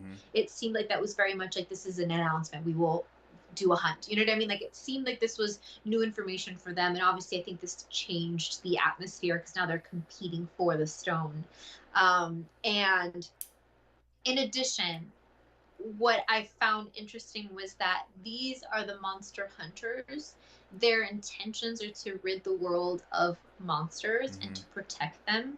However, they have more of the monster characteristics than the actual monsters, because Ted and Jack are both like such nice guys, genuinely kind, nice, good people. You know what I mean? Yeah. Yeah, And so it's an interesting dynamic that I think they display here, you know? it's like borderline just monsters hunting creatures, not necessarily Yeah, it's monsters. yeah. So it's just it's an interesting dynamic that they kind of created in that, you know? Yeah. Sorry, I'm adjusting my camera. I'm listening though. That's okay. Okay, so on the hunt, like I mentioned, the big guy, he's trying to take some folks out, and it gets to the point to where Jack and Elsa kind of get locked into. Is it a? It's not a tomb. I forgot what those places are called to where like family members are kind of buried in the same kind of. Is it? It's not a catacomb either. Like what is it? What is it called? You know? I don't know, but I've seen it more recently. I know it's been around forever, right? Like Yeah. this, like you know, people like you can choose like if you want to do like the traditional like underground tombstone type thing, or Right. yeah, yeah, or if you want to go into like I don't know. So someone in my family called it a closet, like a filing cabinet, you know. Right. Um, so that's kind of what they have, but for their own family, like it's kind of their own area where they kind of get buried once they pass, and they Mm-hmm. all have their own filing cabinets, for lack of a better word. Right. Right. And I've seen it in multiple movies. I've just never really known what like the building is actually called. I just know that it's there. But for time's sake, let's call it a tomb. So they're in the tomb, and this is where we kind of get the idea that Jack is a nice guy. You know, he's not there to take Elsa out. So they kind of make it clear that he is more so there to help his friend, which is actually the creature that's being hunted, and all she wants is a stone. So uh, they kind of just join forces to kind of help reach each other's goal. You know, so um, they escape, and I think it wasn't long, but it was right then and there to where their plan I think succeeded, and he was able to get uh, what was the creature's name again? Ted. Uh, Yeah. able to get Ted out of this. It looks like a maze, honestly. So get Ted out of the maze, and Elsa was able to get the gem off of Ted because it was on his back. But that's when we notice when Jack touches it that the the gem actually affects monsters. That's where we learn, because I don't think they mentioned that beforehand. No, they didn't. So this is kind of new information because the stone, I think, just using the word that they use, like rejects him, and they all almost say it in like a satisfied, sadistic way, like "Ooh, we caught one." You know what I mean? Like they can't wait to do what they do next, which is reveal their true form Mm-hmm. and then kill them sadistically. You know what I mean? It's just I'm telling you, they're it's like they're very much the monsters of this scenario, you know, because they're the bad guys in this case in the story. Sure. So yeah, so he's revealed to be a monster, and then because he's kind of out for the count, and then they get Elsa. And so by the time that they wake up, they're both in this like cage, and you know Elsa puts two and two together to be like they're waiting for you to turn, which the stone can do in 5 seconds, Right. so that you can kill me, you know? Yeah. I think it's a cool concept, and it came to the point to where we see the stepmom use the stone to fast track this transformation, and then boom, we finally get this werewolf, because initially I thought they were going to be hunting the werewolf, but we were getting almost like Ted initially at first glance. Honestly, uh, I would compare him to like Swamp Thing or something like that. That's what he kind of reminds me of.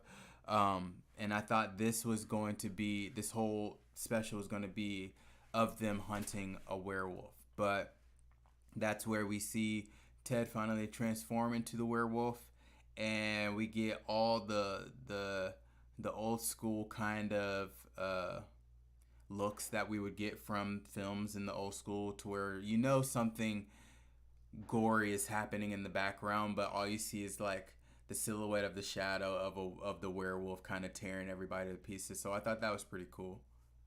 It was really cool. Like I think I'm telling you, it's retro at this point. You know, it's such a retro way of like um doing like cinematography because it's so specific and so recognizable. Like you can kind of pinpoint it to the age. And it's impressive because I heard that for those like silhouette shots, right, where you don't see what's happening, but you get it's juxtaposed so you get an idea of what's going on, and it's almost just as like scary as if seeing the actual thing in a sense. Sure. And I heard that that was all practical, like it wasn't CGI. And so that means, because if there's a specific scene where there's like a flashing, right, and you see different, you see wolf to man, and things like that as the transformation is happening, and that's happening in real time. Yeah. Like that's impressive, like how they orchestrated that. And so yeah, I think I felt very similarly, like, you know, when they were being sent into the maze to capture, hunt the monster, I thought it was the werewolf. And I was thinking, because, you know, it's, you can tell from the jump that Jack was a little different than the rest, you know, like he, when he bumped into Elsa, was like, oh, we should just pass each other, and she was like, excuse me, like she didn't expect to hear that from a monster hunter. And so I assumed like maybe he was also a werewolf, and this is like part of his family, because he does refer to like the face painting that's very it resembles like Dia de los Muertos, and he talks about how it's to honor his family. So I assume it's reflective of that. And so I thought the mention of family, and then maybe that he's a werewolf along with the other werewolf, and that's what the whole dynamic was. We were close, but no. And I think the moment we saw Ted, we knew there was something a little different, because he's not by any means a werewolf. You know, he's like a swamp thing. So I definitely had the same experience as you. And before we do get the transformation and the suggestive gore and everything else, I really like how before he transforms, you know, he's going into this very desperate state of like really hoping he does not kill Elsa. He's like quickly sniffing her and telling her like, look into my eyes, do not break eye contact, because he doesn't want to hurt her. You know, like in this very brief amount of time, like they've been companions in this. You know, they've shared this experience, and he doesn't want to hurt anybody. Like he's very resemblant. He resembles a lot of Lupin from Harry Potter, right? Because he's also a werewolf, and he takes specific measures to ensure that he's protecting the people around him, right? You know, and making sure that he is as responsible as he can be with being a werewolf and his condition. And so Jack is very similar in that. And so yeah, I'm so like, there's so many cool things to appreciate of this project, you know, this one-off. I kind of want to go back to just the whole, like you said, the practical aspect of it.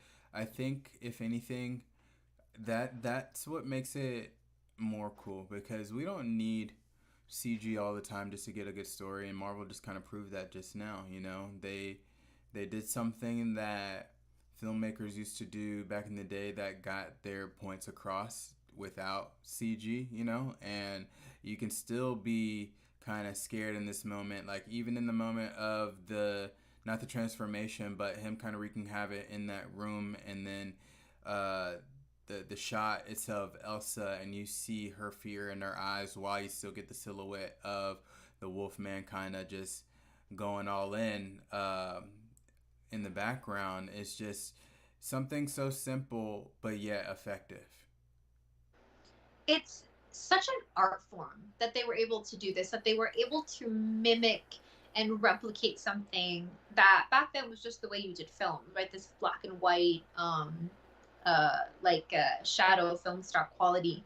And at this point, it's like you have to craft it to look like the legit thing. And I mean, they did it perfectly. And I think in addition to doing almost like homage to these type of films, I feel like they honored them even more by actually using the practical effects that would have been the most they could do at that time to create these visuals, you know, because they obviously didn't have the special effects that we have now. So it's great. It's impressive. It's an art form. Like, guys, like I forget who it was, a specific director that criticized Marvel films and said that they were not cinema. Like, it was Scorsese. I mean, was it him? First of all, he was wrong then. He's definitely wrong now. You know what I mean? It's just it's an art form. Who's to It's say? beautiful. Who's to say? It, if he was wrong then, right? Let's say if that were the case, I think Marvel, especially Feige, he's like, all right, I'm gonna double down and show you cinema. You know what I'm saying? So you don't like these superhero movies? Boom! I'm gonna just throw an old school werewolf movie at you and say it's not cinema. Please tell me it's not. I dare you. You know what I'm saying? Yeah, and I think on that note, and I think leading into kind of our conversation with She-Hulk, a lot of the projects have had non-conventional elements, or they deviate slightly from what superhero projects should contain, or should have, or should end. Mm-hmm. And She-Hulk addresses that very bluntly. And so I'm getting so excited because I feel like they're exploring a lot in this phase, which is setting the foundation for everything else. And with our questions and the concerns we kind of expressed with the last episode when we talked about like how big this just initial phase is and its proportion to the original phase one of the original saga, Mm-hmm. it's very, I think, soothing in a way, because I feel like they're saying, like, guys, enjoy this like unique or just a different approach. Because one, I feel like it's doing just that, and we do more than just dynamic fight scenes that we've already proven we can do. Let's show you a more sophisticated form of storytelling, a different form of storytelling, show the range that Marvel can do within the scope of a superhero like project, and then next phase blend it into what we have known Marvel to do, which is exactly kind of like the niches that like Jennifer Walters was talking about with Kevin. You know what I mean? And blending it Right, all together. right. Like, say, just kind of just to that point, to where this phase specifically, especially this whole now multiversal saga, we're having more projects that Marvel has ever had in three phases. Pretty much like in phase four, you know what I'm saying? Like we've had so much in this one phase, and we have more to come in 5 and 6. It can't all be the same, you know? And even though the Eternals isn't my favorite Marvel film, it was different, you know, and it was different for the fact that I think that director was trying to take a superhero movie and go in a way to where it could be, quote unquote, addressed as cinema, you know, and it didn't float that way for me just because I was expecting, you know, the Marvel formula.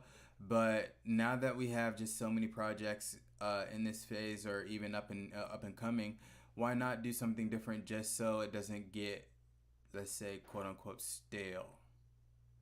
Yeah, and to prevent it from falling into some of what people have criticized, which is that Marvel films are predictable. Marvel films do the same thing, which is something I've had conversations with people, and I've strongly disagreed, obviously.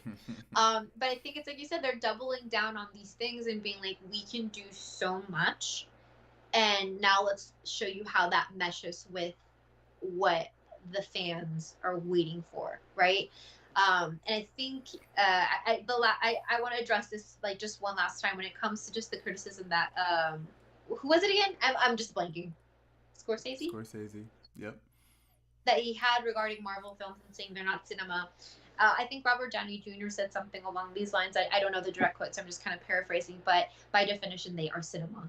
They are moving pictures that are displayed on a screen, and they have plot, and they have like themes, etc. By definition, this is cinema. That's not debatable. And I think the criticism that Scorsese has had, along with other people, like I think the other one I can think of was Jennifer Aniston criticizing MCU projects, Mm-hmm. comes from a place of severe insecurity because Marvel has monopolized the film industry, Mm-hmm. And I know coming out of pandemic, there was another criticism of like, the only movies you're going to see out in theaters are Marvel movies now, or That superhero was Ben movies now. Affleck. It was Ben Mm-hmm. Affleck, and the thing with that is, honestly, Marvel, DC superhero movies saved Mm-hmm. theaters, because no one was gonna go watch like some of the other things. Like there was movies that were out, people didn't watch Mm-hmm. them, but in that same note, huge amount of people went to go see No Way Home.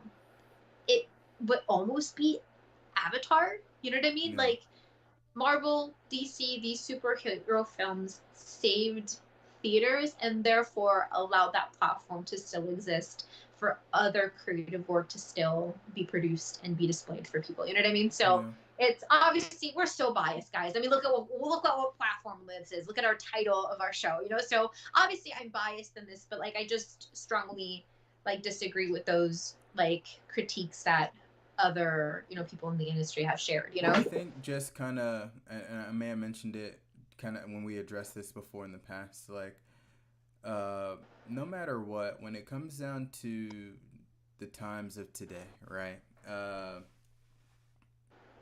Let's talk about, I guess, when the pandemic hit, everything cinematic wise went a majority, let's say 90% or 80 to 85% of it went to streaming. It went to all of the major streaming DSPs, and then you can either watch it only on HBO Max or only on Netflix. It wasn't like the actors were out of work, right? And then yes, we had big movie projects from Disney and Marvel that ended up going into theaters, but it's a matter of, like, say, with Marvel, those are those movies to where before the pandemic, almost every theater in AMC was showing like Avengers Endgame or like Infinity War. It was to the point to where it was just like maybe two of the theaters at this one AMC was showing something different to where all of the other like auditoriums were just showing Avengers. So it may be unfortunate for other filmmakers, or not even filmmakers, unfortunate for other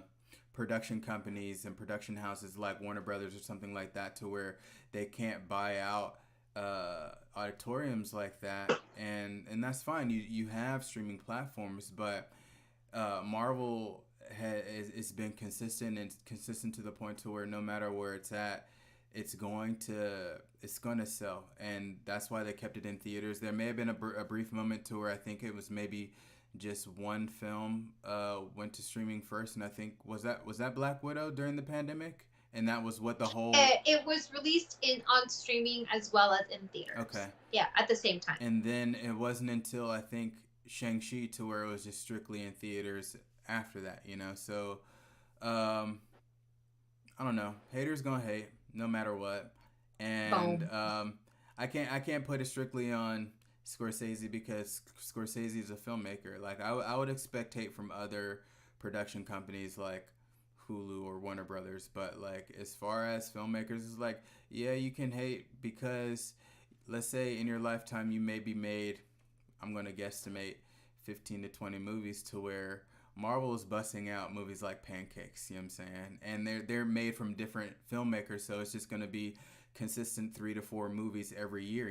So just seeing them all the time, you may get frustrated, but you can't blame Marvel for that, and you can't blame the people for wanting to see that. It's like a supply and demand, and Marvel is gonna keep giving us supply. And we're gonna keep demanding. Yeah. And also, it's like keep in mind, it's like it's not like we're in an age of streaming. Yeah, that has nothing to do with Marvel and DC or just comic book stories in general. Like we're in an age of streaming. Mm-hmm. The pandemic obviously, pushed us into that even more. And we got comfortable watching things in like at home. Mm-hmm. It's convenient for at that time it felt safer. And so films like No Way Home, those are things that we have to experience in the theater. And the fandom will show up.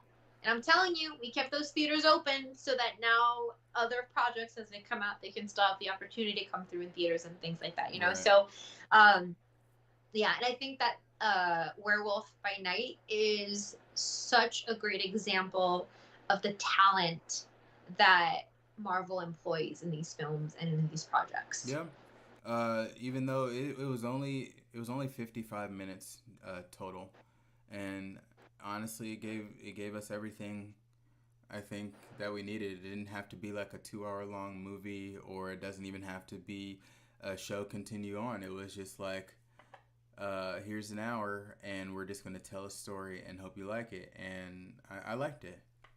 I think I gave it a And it's 9. funny that we say that. It's so funny we say that because traditionally films of that time were an hour and a half, 2 hours. Like an hour was kind of a standard for movies for a long time, and it slowly crept into a different realm. I think with the release of Endgame and it peaking to 3 hours long, the Snyder Cut peaking to 3 hours long, I think now we're, well, one, filmmakers realize like we'll sit down for a 3 hour superhero movie, Mm-hmm. done, easy. You know, so obviously they're like, oh, maybe we should get more of that. So I think it's only really in relatively recent years that we're seeing projects that are of lengthy like duration. But an hour used to be kind of like a standard, you know. So it's cool in that sense also because it matches, I think, the art form that they took for this, like the specific cinematography matches, um, and the time matches the age that they're kind of paying homage to, you know. Yeah. Um, I guess to kind of wrap, because from there, I'm sorry, we're going back to the story, but I think from there, uh, after the werewolf wreaked havoc in the place, he ended up leaving, but his homie Ted came in to check on him, and Elsa just said that he had gone that way, but and I noticed that he grabbed some clothes for him before he left. So Ted's a Oh, real I one. didn't catch Yeah, that. yeah. He grabbed I don't know, something that was on some clothes on the ground because he knew, of course, transforming you're just gonna break out like the Hulk and he don't have any clothes. So he looked out for his That's homie, fun, right? and then Jack ends up waking up back in human form in daylight. And before that even happens, after he gets the clothes, now Elsa has the stone, and I thought it was pretty cool that in her having the stone, I don't think it was part of the story to where now the world goes into color, you know. But I think just the idea of like now that she had it and it's the end of the story, it's just now goes from black and white to color. So I thought that was pretty cool too. Oh, absolutely. And I think I love that. Like the moment that the let's make something Garner. Ah, what's the name of Dorothy, the actress who plays her? Because it's the Over the Rainbow song is the one that gets played, In and I'm this spacing. special?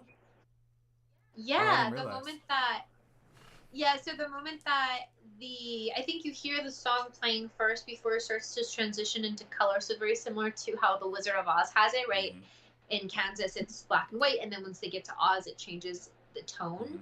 Mm-hmm. And I'm just trying to get, just because I just want to make sure I say the name. What is her name? Oh, Judy Garland. That's the name I was trying to think of.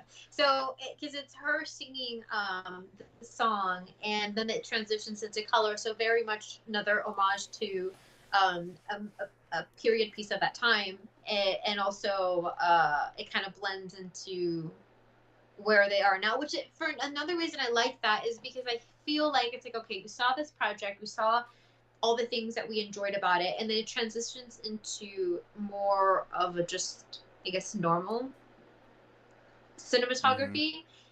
And so for me, I feel like that can easily transition to then seeing them in a future Marvel project in a way, Yeah. you know? Yeah.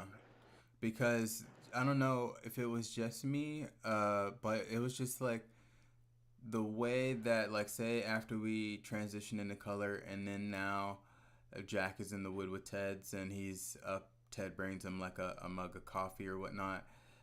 They were talking as if like he was like, "Oh, do you want to go for sushi?" You know, and I don't know. Like, say initially, I'm thinking this is a timepiece. I'm thinking that this is set maybe, uh, I don't know, 30s, 40s, or whatnot. But like the way that he just asked if he had sushi, I think sushi is just like a thing of today. I wouldn't have thought it to be just like a common thing way back when, you know what I'm saying? So now I'm just now wondering if it was just something that they were hunting a monster in today's time, you know, and this may be in the present, who knows? But it's left me to question the time of this actual special. Sushi became popular in the US in 1960. Mm, Who knows if this? I don't think this is in the U.S. because there's accents involved and such like that. But I figured I'd use the U.S. as a reference, and I think this. What? Let me see. Hold on. Because there was no time specified here. It's not like this is the year 1920 and these hunters are coming together, Yeah. you know? I don't know. It's hard to say, but I do like that little clue that you picked up on because I didn't. And the moment you said it, I was like, I understand what you're saying. And maybe it's just because it's, like, I mean, we get sushi every other weekend or something like that. It's not, it's It's not common like, today, you know? it's Right. common, but it's like, you're right. It's not like when I've seen these films, I see people eating sushi or reference sushi. So it's like, I wonder when the popularization of sushi in like other places occurred. Mm-hmm. And obviously that also is like a question to like the time period. But like I said, it's like 1960s is when it says on here is when it became popular. Okay. So it's not to say that they weren't aware of it. They seem to be very well traveled. Okay. So maybe they're just very cultured, and this is based in like the 40s or 30s, where this is things like that. Okay. All right. I'm not mad. I just know that, like, everywhere. I think it's just out here in LA. It's like you can find a sushi spot anywhere, you know? So that's what I was just like, they're going for sushi. They're going to someplace right around the corner. You know what I'm saying? So that's what I kind of got from that. But Yeah, like, yeah, I feel like this could be based in like 1930s, like maybe 1940s. So it's I mean only 20 years from when this says it like sushi became popular. mm-hmm. So it could be just fine in terms of timeline. But I like the clue that you pulled because I didn't catch it, and I do understand what you're saying. Okay. Yeah.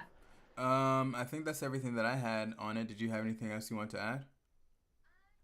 No, I think that's it. I do love how Elsa just very quickly kind of fits in her station, and uses her authority, and Liz like, yeah, clean this stuff up. Immediately after, getting the stone, and so I thought that was cool. She's a savage. Like I do hope we see them again, but I'm okay if this is just like they set it a one off that's not going to connect necessarily. But yeah, it was great. I love the relationship between Ted and Elsa, and of course Ted and Jack. And I feel like, especially with the way this ended, the way that Jack and that Ted had like their moment and their talking and things, it just feels like something that can so easily be blended into, say, like, Drax talking to Groot or something like that, So I don't know. I have hopes that we'll see them again. But like I said, I'm cool if this is just the little treat that it was.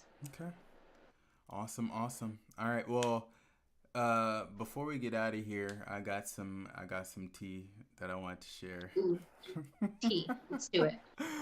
Oh man, just because, listen, I want everybody to know that I've low-key kind of been jealous of Grace just for a second, because she's had a Marvel Insider, especially on an up-and-coming project that's coming out sometime soon in the near future. And come to find out, I have an insider on that same project, right? And I'm hearing. Let me ask you if you've ever heard of a certain group. Okay, have you ever heard of the Midnight Angels? I thought you were gonna say something else, and I'm actually wondering if it's the same thing I have in mind. I'm gonna say no, so I'm gonna let you just kind of share. Go ahead. Hold on. I told this person I was gonna look it up in my encyclopedia, and I didn't even do it. So I'm actually gonna see if it's actually here real quick. Give me a moment. Let me go to the M section here.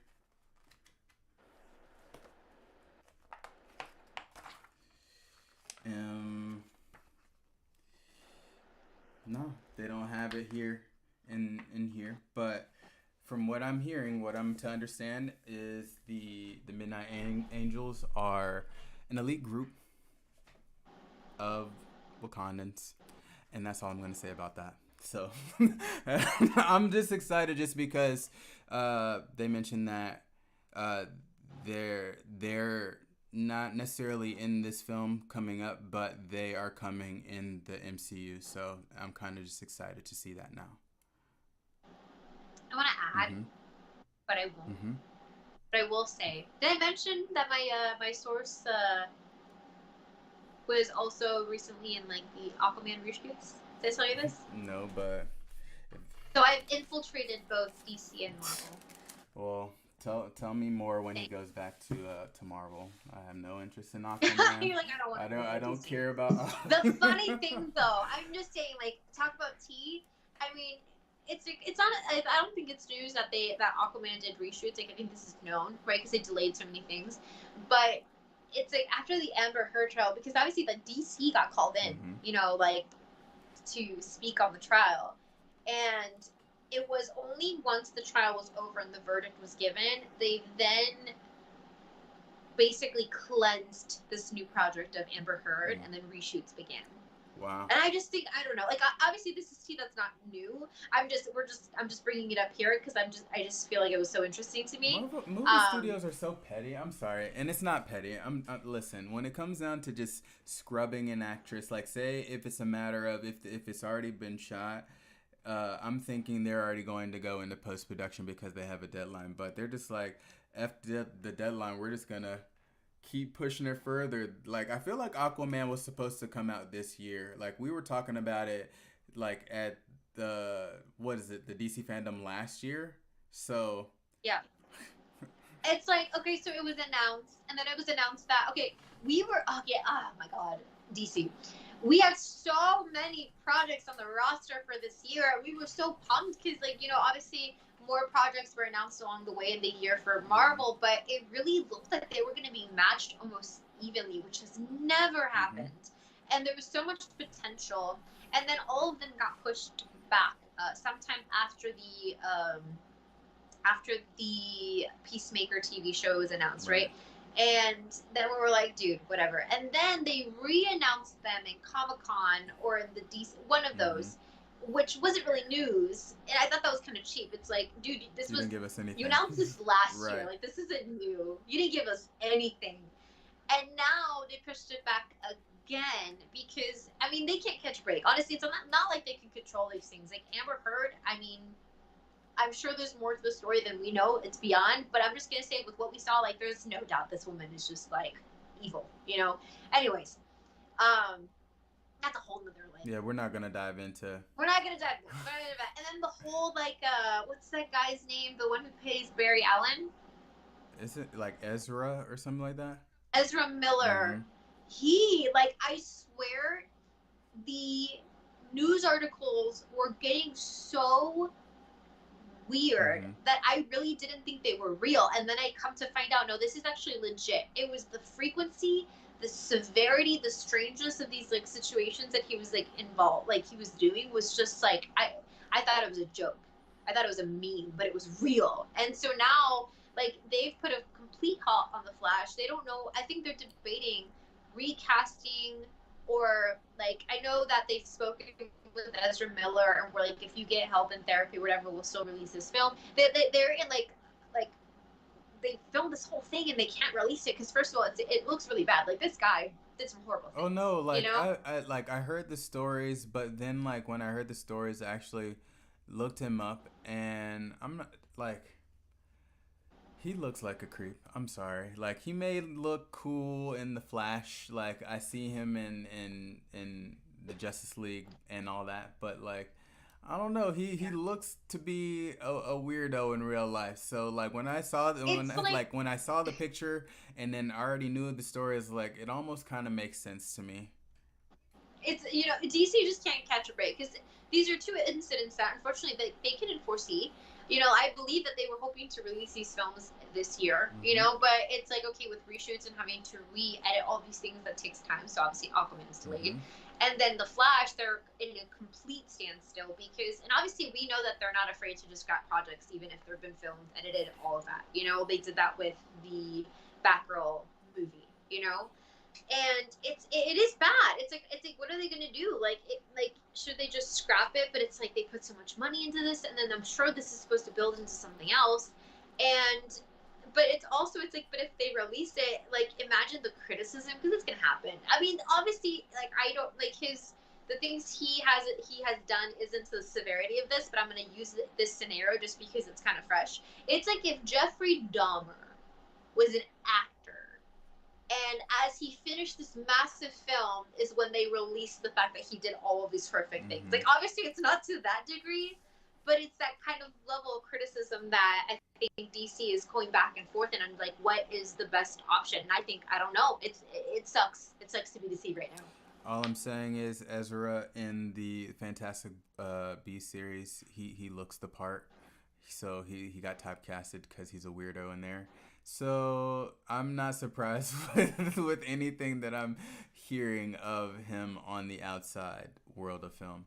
But all I can say, and I think I want to close this DC conversation here with, is Michael Keaton. He's not getting any younger, y'all. So can y'all please get it together, please? I love Michael Keaton. That's really on my mind. Honestly, otherwise I'm like, you know what, scrap it. I'm not invested. But Michael Keaton, like, this is what I want to see. Make it work, please. Like, I'm sorry. You know, I understand the stakes. Figure it out, please. Like, and that's the thing. It's like, dude, like, that was going to be kind of cool. And now it's like they have to scrap that because, unfortunately, this actor is actually, like, just a mess. Mm-hmm. You know, I don't want to be DC. It really sucks. I feel like we got to give him a break a little bit. Keaton was supposed to be in Batgirl too, right? I believe so. Come on, I believe DC. So, but I'm not too sure. Come on, Warner Brothers. Get it together.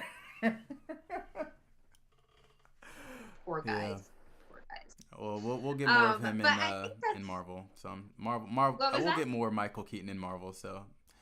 This is true. This is true. As long as Sony keeps their hands off, I think it'll be fine. Yeah, they'll figure it out. Let Disney do it, guys.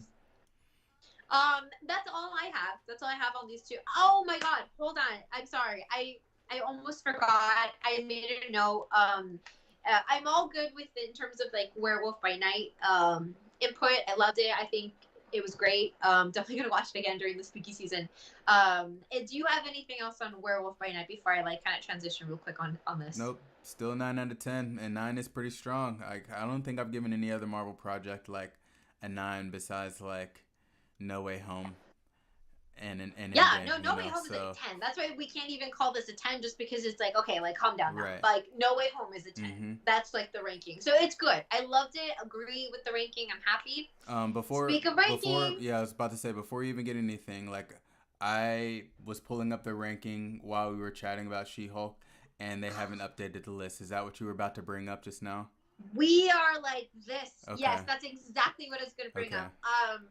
So if they haven't updated the list, I mean, we can kind of look at the list that we have and see where we want to rank it. Because where I was at, like I pulled up our list from before, and say in terms of 1 through 6, as of right, no, 1 through 7, we have 1 at Loki. Actually, at the bottom, we got 7 at Miss Marvel, 6 Falcon and the Winter Soldier, 5 What If, 4 Hawkeye, 3 Moon Knight, 2 WandaVision, and number 1 Loki. So when they update this list and put She-Hulk on it, where would you put She-Hulk?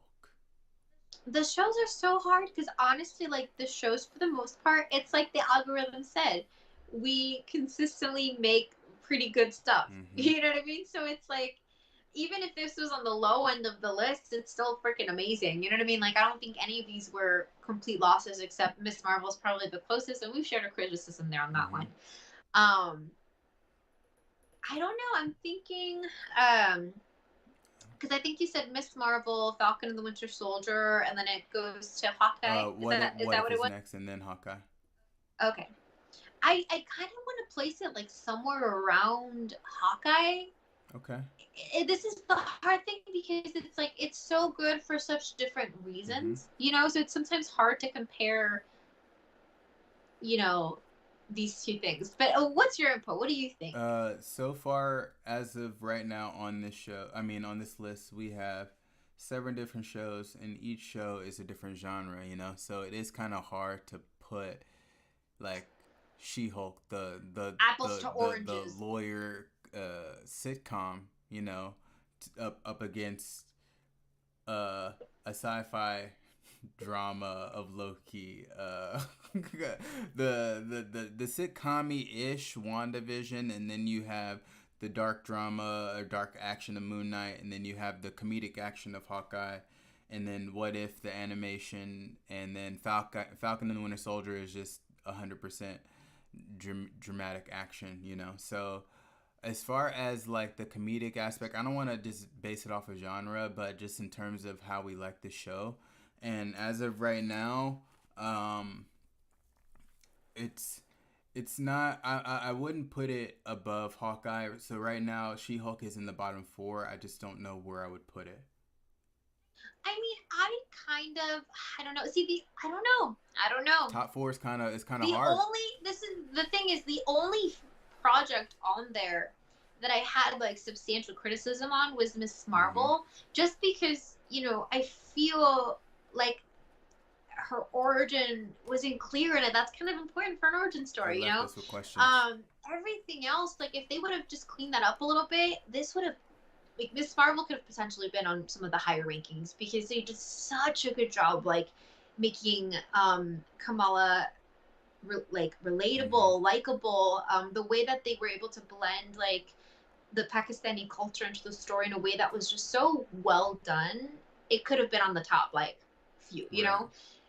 And then everything above that, I feel like is such a cohesive project for what it is as a project, you know.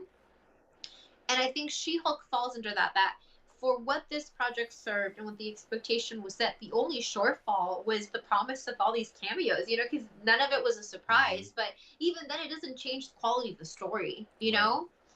So it's a little tough. So honestly, I feel so content putting her anywhere above Miss Marvel.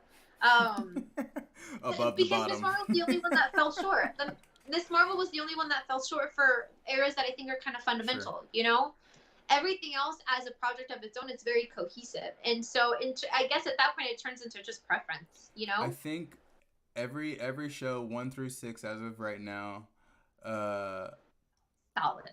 I would give like there were questions left, right? Like there for me, I would say each show left us with the question of like, what's next?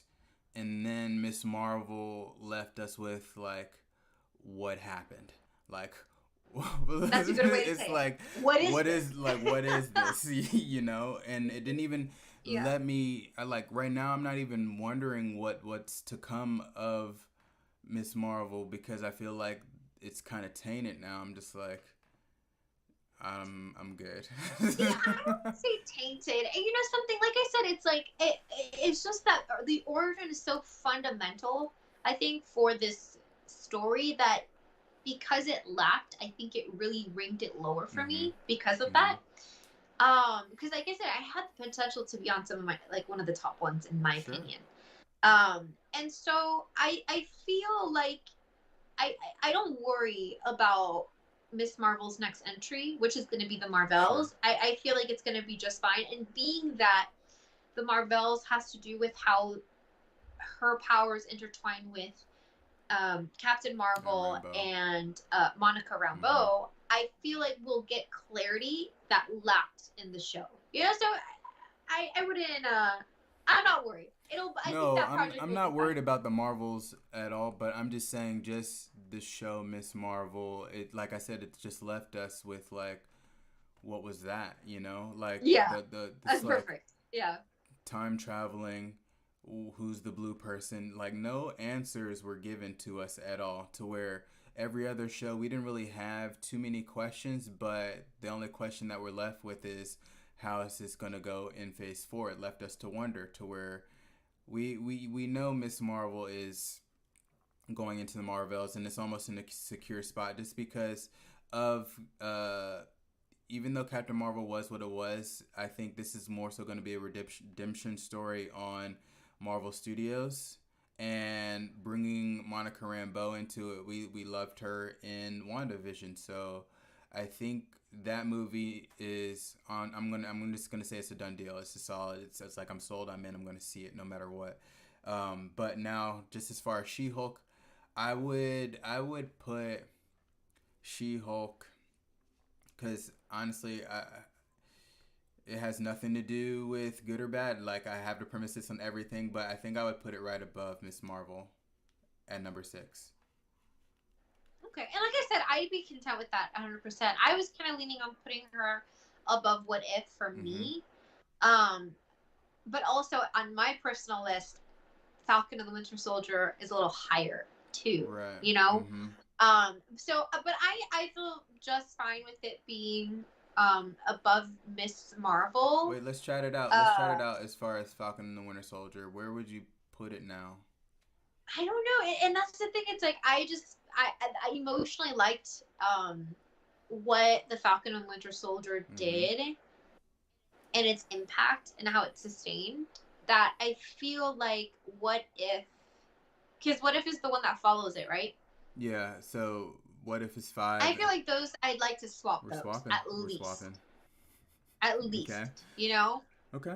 That feels better for me, and I feel like if we want, we can put now She-Hulk above What If, but below the Falcon and Winter Soldier. Like, how do you feel about that? Like, that feels a little bit more accurate to me. She-Hulk would be a number 6 then, and then 7 would be What If, and 8 would be Miss Marvel. I feel like that makes sense. Okay, I'm gonna submit the rankings. Boom, there it is. So when they finally update it and put She-Hulk into it, then I will log it in at number 6, and then we'll be good to go for the next show. I love it. I love it. I think so. That was the big one that I wanted to address. The other and the final thing that I just overlooked for She-Hulk that I wanted to highlight, because when it came out, when it happened, it blew my mind, and my partner and I were like freaking out. So in this finale, you know, we've gotten those those recap scenes, and I don't know what it is about these recap scenes, but they're entertaining, and I watch them every time. Like, I don't miss them. They're part of that episode. And this one in particular paid heavy homage to the old school Hulk series. Right. Yep. Mm-hmm. And it was just so good. It was. It was so good. This is cinema. I like that. I definitely did. Yeah, and so I just wanted to make sure we mention it, like, just like that, just briefly, just to show the fact that I love it and that we saw it, because it was so cool. Like, for those who saw that Hulk, or even just seen the references, which I'm sure everyone has, you know what I mean? You've seen the memes, they're everywhere.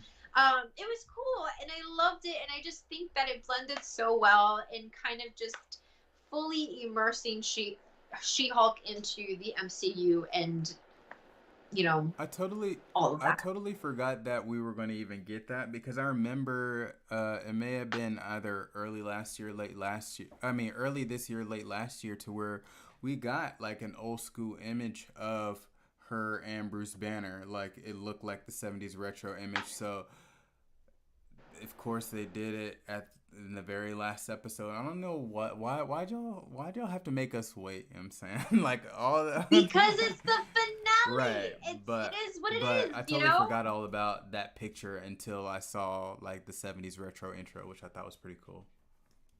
It was dope. And I think that wraps it. That wraps it for me. I don't got anything else to add on to that. What about you? No, I think that's everything. And we are going to chat off stream just to see what we're going to be chatting about next Friday and beyond. I may have to take a look at our schedule, but we'll figure it out. But on that note, honestly, I think Daredevil's gonna make an appearance. You know why? Because I don't think we have a major project coming out until November. Okay. And so this may be the month that we revisit Daredevil, which makes sense because we're in October and his name is built off the devil, which just makes sense in my head. It sounded like it made sense a little bit. I'll rock with you there. Just enough. Just enough that we can kind of squeeze it. But we'll confirm with you guys. Like he said, we're going to talk off screen, and then we'll confirm that schedule for you all. Chill. Yeah. You want it? All right, I'll check it out. Perfect. So this has been another episode of the Comic Cinematic Universe with Chill and Grace, and we will catch you next week. So you all have a great weekend. Grace, you have a great weekend. And yeah, we will holler at y'all. That's all, folks. That is all, farewell. Folks. Later. All right. Cartoon Network. All right, bye, guys. Bye.